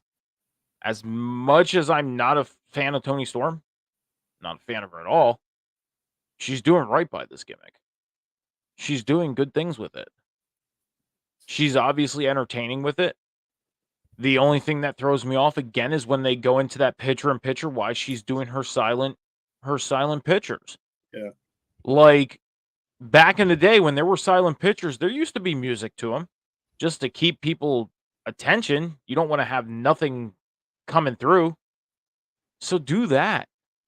Play some type of like old school, like 1920s, piano bar music while she's doing her silent show. Like you're doing commercials during her silent movies. And some of the commercials are more entertaining and more eye-catching than her silent movies. And that sucks. That sucks for her when you have people saying that. Like, I don't know how many other people agree with me, but I honestly catch the attention of the commercials sometimes more than her silent movies. It could be worse. You could have a pizza cutter during a Domino's commercial. Oh gosh, I forgot about that. That was bad. Yeah. I think it was perfect advertisement. Now, do you think they had that timing right? Like, do you think that was coincidental? Or do you think that that was on purpose. It had to be. Okay.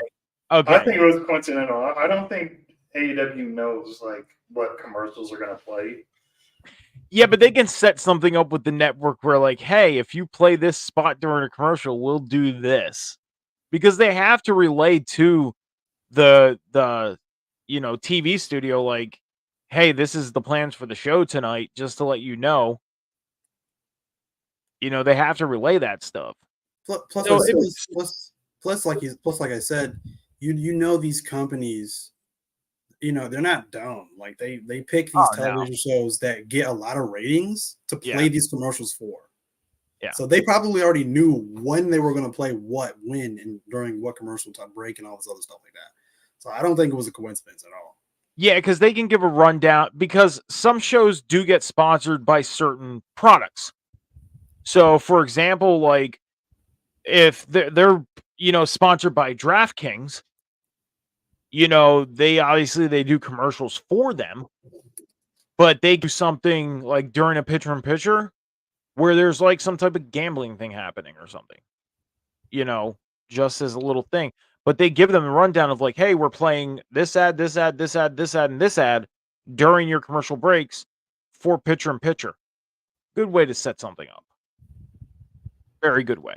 But Sean, who are you going with? Sheeta, Tony Storm? I'm going with Tony Storm. And then that'll tie in to revisiting her feud with Soraya and Ruby afterwards. Just until, like, to give her something to do. Probably until, like, Hampstead, Jamie Hayter comes back. So, I'm gonna go Tony Storm as well. I know that's a surprise. I know there's probably gonna be a big snowstorm coming through because I picked Tony Storm. Ha ha ha! Storm. But I'm gonna go Tony Storm too. As hard as it for me to say this, and as much as I would love to see Sheeta continue her reign, you guys made a lot of sense, and I can agree with you. You know, this is a perfect setup for, you know, Jamie Hayter's return and a feud with Jamie Hayter. Obvious return.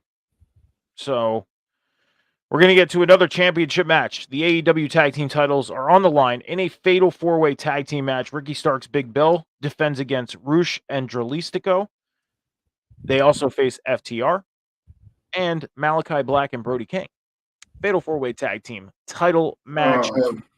Do you think Ricky Starks and Big Bill keeps the tag titles, or do we see a new tag team champion? a match that's going to last 4 fucking hours, I swear to God.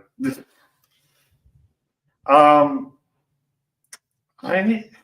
don't see Bill and Starks keeping the titles. I don't. I'm actually go, if I'm picking Julia Hart to win, I'm going to go House of Black. Picking House of Black to get the tag team titles. Imagine them with all the gold. Well, minus Murphy, but. Well, I mean, that could be a setup too. I mean, Malachi Black, Brody King get the tag belts, Julia Hart gets the women's championship, and you can have Buddy go after, you know, well, it wouldn't be the TNT title because of Christian holding it right now, but if Orange Cassidy ends up walking out of Full Gear, have him go after Orange Cassidy for the international title. Why not? Yeah, there you go.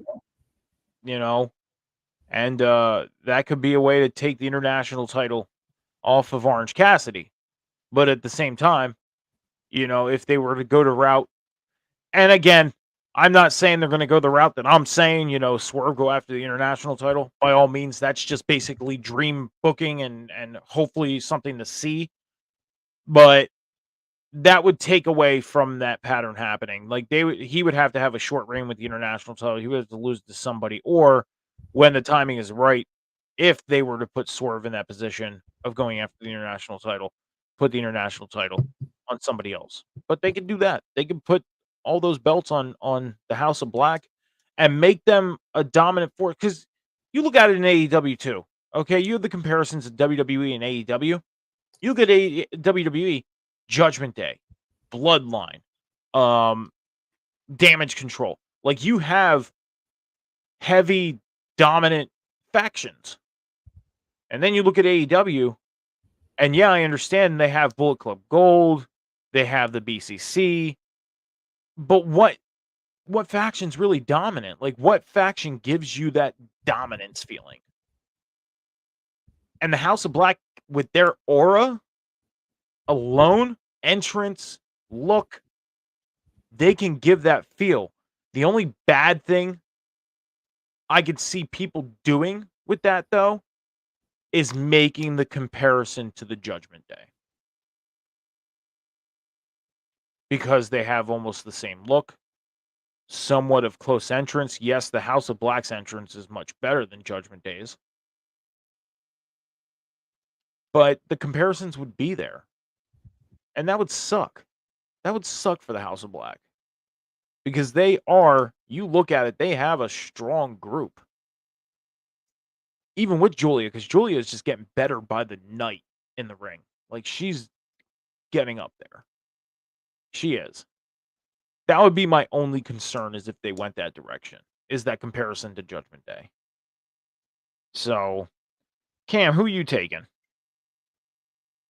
So first of all, I'm not surprised this match got added to the card just because, you know, TK has a hard-on for multi-man matches. He does it at every pay-per-view. Some of these people that are put in this match are kind of just, I feel like, thrown in there for the sake of keeping them relevant, like FTR, Jalisco, and Roosh. Like, they're kind of just thrown in there. But I kind of feel like the more obvious tag team to win this, in my eyes, is the Kings of the Black Throne, Malachi Black and Brody King. It would be something different. And again, to your point, Mike, it'd be dope if they won the tag team titles, and then Julia Hart, either earlier in the night or later in the night, then wins the TBS championship. They would initially be back. They would be back on top after dropping the trios championships. So I wouldn't mind seeing that. As far as the comparison to Judgment Day, to me, I feel like, I don't know. Judgment Day to me kind of seems more like a parody of House of Black. House of Black seems a lot darker than Judgment Day does. And that's just how I see it. So, but no, I mean, yeah, they'll probably get comparisons to House of Black, I'm sure. Just like when the House of Black first came and then the Judgment Day came, Judgment Day was getting compared to House of Black. So the comparisons are gonna happen.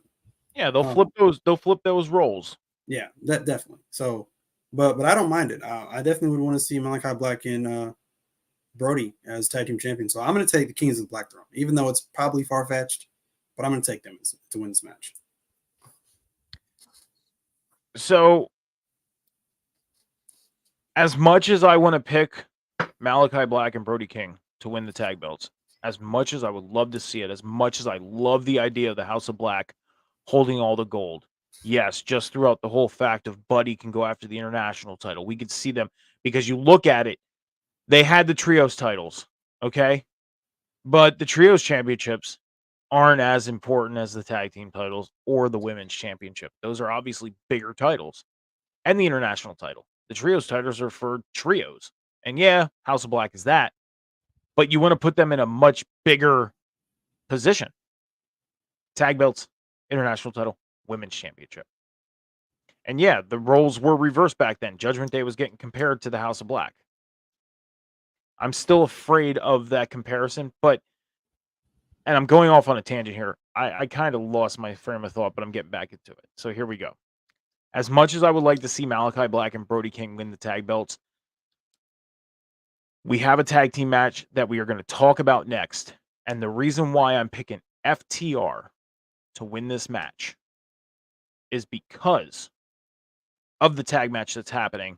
And that is Chris Jericho and Kenny Omega taking on the Young Bucks. Now, there's a little bit of stipulation going on in this match. For Kenny Omega and Chris Jericho, I don't know, because it wasn't fully confirmed. We don't know yet that if they win, they become number one contenders for the tag belts. But if the Young Bucks do, if the Young Bucks win, they not only become number one contenders for the tag team titles, but Chris Jericho and Kenny Omega have to break up.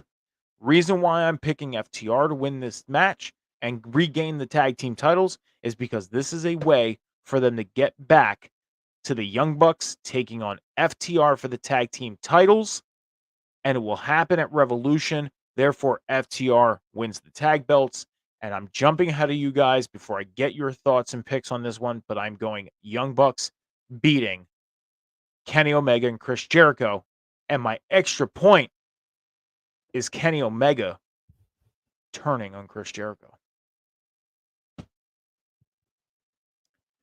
So there it is. One big prediction. So guys, who do you got? Young Bucks, Chris Jericho, Kenny Omega.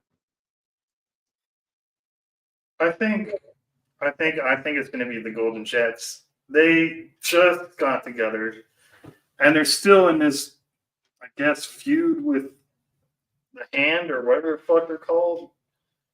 Don Callis' family or whatever. And I know like that match is happening on Dynamite for some reason and not Full Gear. But I see them still together beating the Young Bucks. Okay. Cam, who do you got? Once again, I have to point out the Golden Jets is a dumb name. That just sounds like something Jericho made up. It reeks of Jericho. Aside from that, there's this thing going around, in the IWC, and I think there is a bit of concern that some people are just really growing tired of the Young Bucks. Every time you turn around, the Bucks seem like they have to interject their themselves into these tag team title pictures and the tag team division and stuff like that. We get it. We get it. They've had amazing matches in the past in Ring of Honor, New Japan, and AEW. We get it. But it's like this far in their careers, after everything they've accomplished, it's like they still feel the need to try to prove that they're, quote unquote, the greatest tag team on the planet. You know what I mean? It's just it comes off as like corny. It's really weird to me. Now I'm no fan of the Young Bucks. I just kind of grew tired of them. I grew tired of their ego. The whole backstage segment on Dynamite, Kenny Omega, it was like he didn't even want to. Mike, you said it. It was like he didn't even want to be there. Yeah. This is like, why am I here? I mean, he looked jet lagged. Like he was just like, I really don't care. I'm just here so I don't get fined. You know what I mean? Pretty much. Like, this I really don't care. Doing this, like, why? No, yeah, whatever. Don't want to fight you guys. Like, I'm the third member of the Elite. These are my best friends. Like, I have no real intention to prove that I'm a better tag team wrestler than the Young Bucks, especially with somebody who was my sworn enemy in Japan just a few years ago. Yeah, it makes no sense. It literally makes no sense. And the Golden Jets, that is a temporary tag team just for the sake of Jericho's whatever storyline. I don't know where this is going. I started off with Don Callis, then it's with Will Hobbs, then Big Show was injected into it. I don't know where it's going. It's just completely gone off the rails. So they're not going to stay together as a tag team. I don't, even if they did, and they did get a tag team title shot, realistically, nowhere in my brain do I actually believe that this makeshift tag team's winning the tag team titles. It would make no sense at all. If that does happen, then the tag team division is dead, clearly, because there's no one else left viable or entertaining enough to win the tag team titles, because that's pretty pathetic. So yeah, it's a no-brainer for me. The Young Bucks are going to win the championships. They're carving their own path to get back to FTR and win back the tag team titles. It's so blatantly obvious. So yeah, I'm going with the Young Bucks. And here's the thing is, and Sean, you made out a good point. Like, if Kenny Omega and Chris Jericho did lose, then what would they do with this whole Don Callis storyline? The thing is we were supposed to get Chris Jericho and Sammy Guevara to go on this tag team run to go after the tag belts, and Sammy turned on Chris. They would have great tag team matches, and at the end of the match, we see them in their faces. Like, you guys just had a good tag match and you won. Why are you guys in each other's faces? They were just arguing for no apparent reason at all. And we literally got Sammy Guevara joining Don Callis' family. Where has Sammy been since? He's been injured. I mean, I know that I think Tay is about to. I think they're about to have the baby. They're a couple months away from that. They announced that back in July-ish, somewhere around there, June. So July, August, September, October, November, 5 months. So I mean, it might be at the point where he's home with her, and taking care of her. He also has a concussion though too. That's what happened. But the thing is he could still be on TV without being physical. He can cut promos. He's just been gone. Like, it's just like he doesn't exist. I honestly forgot he was even part of the Don Callis family before I reminded myself he was part of the Don Callis family. So if anything, I think if they were to stick to the Don Callis storyline thing, it's going to be basically Chris Jericho doing it on his own, because Kenny Omega and Don Callis, they kind of, in a small sense, it feels like those two alone grew away and it got more so on Jericho's side than Kenny Omega's. That's how I feel. Is it became more of a Chris Jericho focus than a Kenny Omega focus. But we'll see. We'll see what happens. I mean, we could see Kenny Omega and Jericho win, and we continue this. We'll find out Saturday. Final match, gentlemen. AEW World Championship. MJF taking on Jay White. Now, real quick, I'm going to say this right now. With my bet going on, I got to pick MJF because I really don't want to get Bang Bang tattooed on me. I think that would be, Catastrophic. a hard thing to explain, to somebody if I would get into a relationship somewhere down the future. Why do you have Bang Bang tattooed on you? So Because I bang bang. That's yeah, so with that being said, I'm gonna stick with MJF winning the world title. So what does Jax have to get? What does Jax have to get if there is a bet? So there is a bet, and I wrote it down in one of my notebooks. One of my 9 notebooks that I have, I wrote it down somewhere on what his part of the bet is. If he loses, he has to get tattooed because he has to get something tattooed on him. So, he has to get MJF's devil. That's what he has to get. Thank you, Jax. You reminded me. He has to get the MJF devil. And see, here's the thing: is if MJF wins, he gets the more badass looking tattoo, anyways.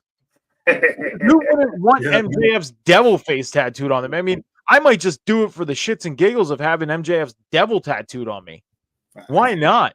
But to get Bang Bang tattooed on me, I mean, that's going to be a fun thing to freaking explain if Jay White walks away with this belt. So, guys, honestly, just because are you gonna get Bang Bang tattooed on your ass cheek?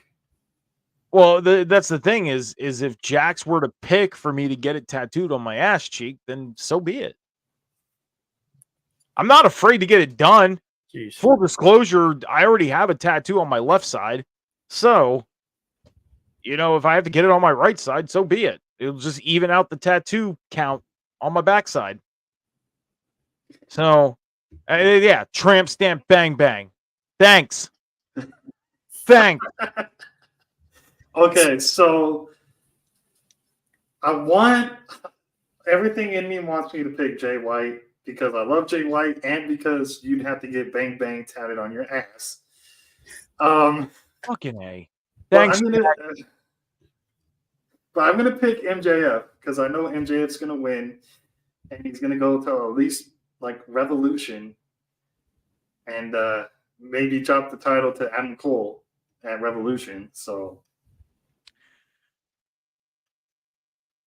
I will say this. The Adam Cole MJF thing has grown away from me. Like, with everything going on right now, I feel like they are so far away from MJF and Adam Cole. Not saying they couldn't get there again, because they can easily flip that switch and get there again. But with how many people are involved in this storyline, and I'm not just talking the Kingdom and Roddy, I'm talking Samoa Joe, I'm talking Wardlow, I'm talking the other members of Bullet Club Gold. Like, there's so much that MJF has to basically endure. Where Adam Cole right now, he's kind of fell from under my radar. Not saying it's not going to happen, but right now, I feel like he's kind of fell under my radar. But Cam, what do you got? MJF or Jay White? As much as I would like for it to be Jay White, because Jay White right now is just money. Like, he's doing wonders right now in AEW. He made me a believer because at first I was like, I don't know about Jay White, but Jay White is money right now. I think eventually down the line, I think he will win the AEW World Championship, but that time is not now. I think right now he is going to he's going to be that guy that's going to have amazing matches, but he's not the guy right now. Right now, the guy is MJF. Therefore, I'm taking MJF to retain the AEW World Championship. All right. Sounds good. Well, gentlemen, we have come to the end of the table spot here tonight. So, Sean, I have all your socials at the bottom. Everybody, make sure you head over to Sean's socials, hit that follow button, turn your notifications on, check out all the content that Sean puts out on his social medias, on the Social Pack, Instagram, TikTok, Twitter, X, whatever you want to call that. But where else can people find you on the networks here, Sean? You can find me right here every Sunday night, 7 p.m.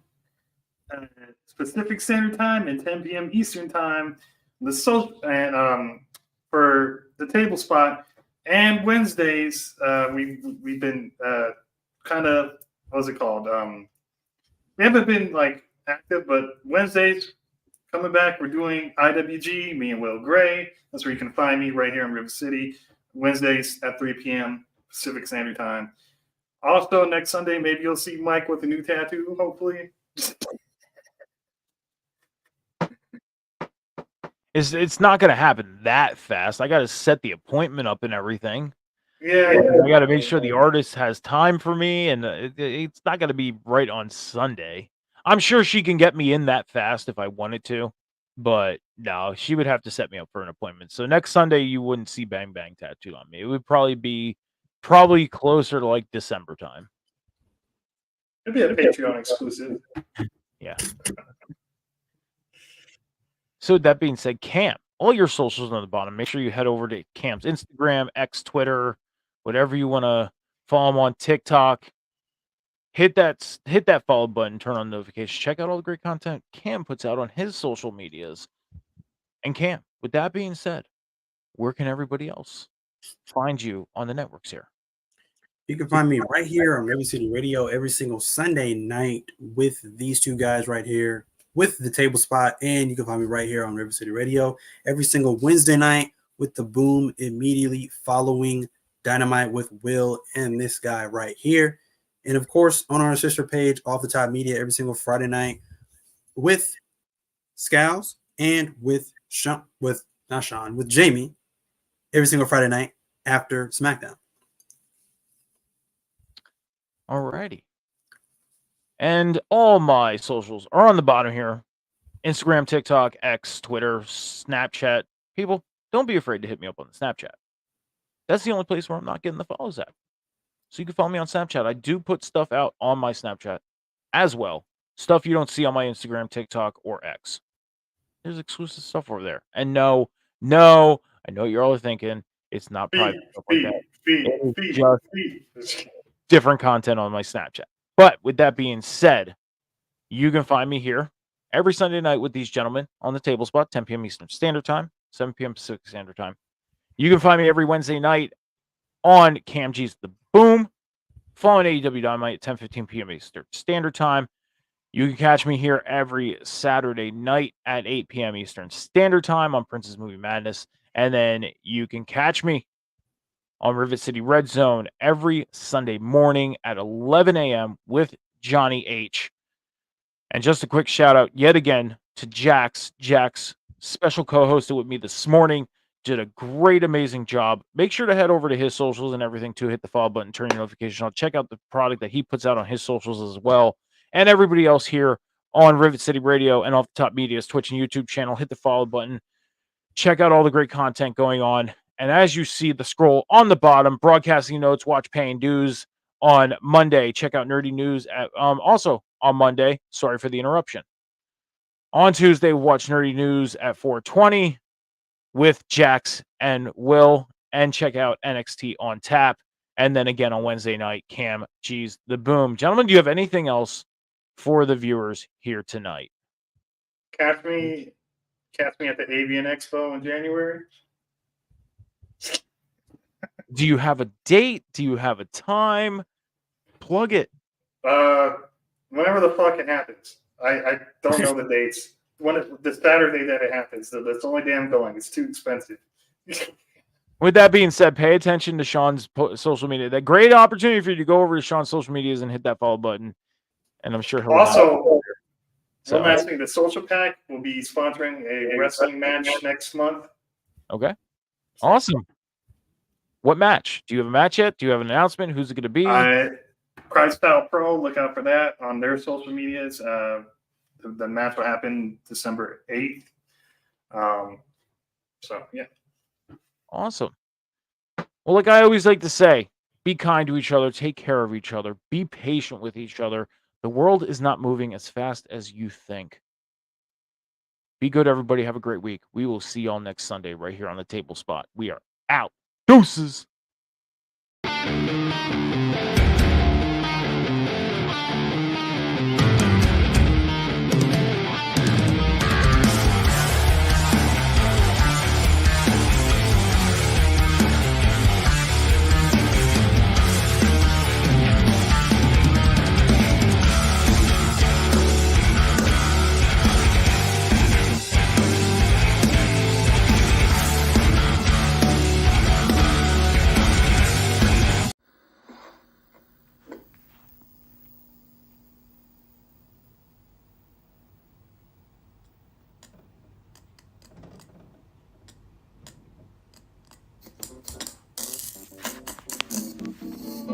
I don't want to set the world on fire.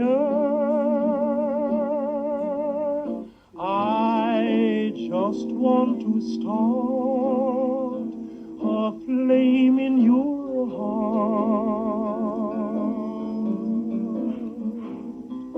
In my heart I have but one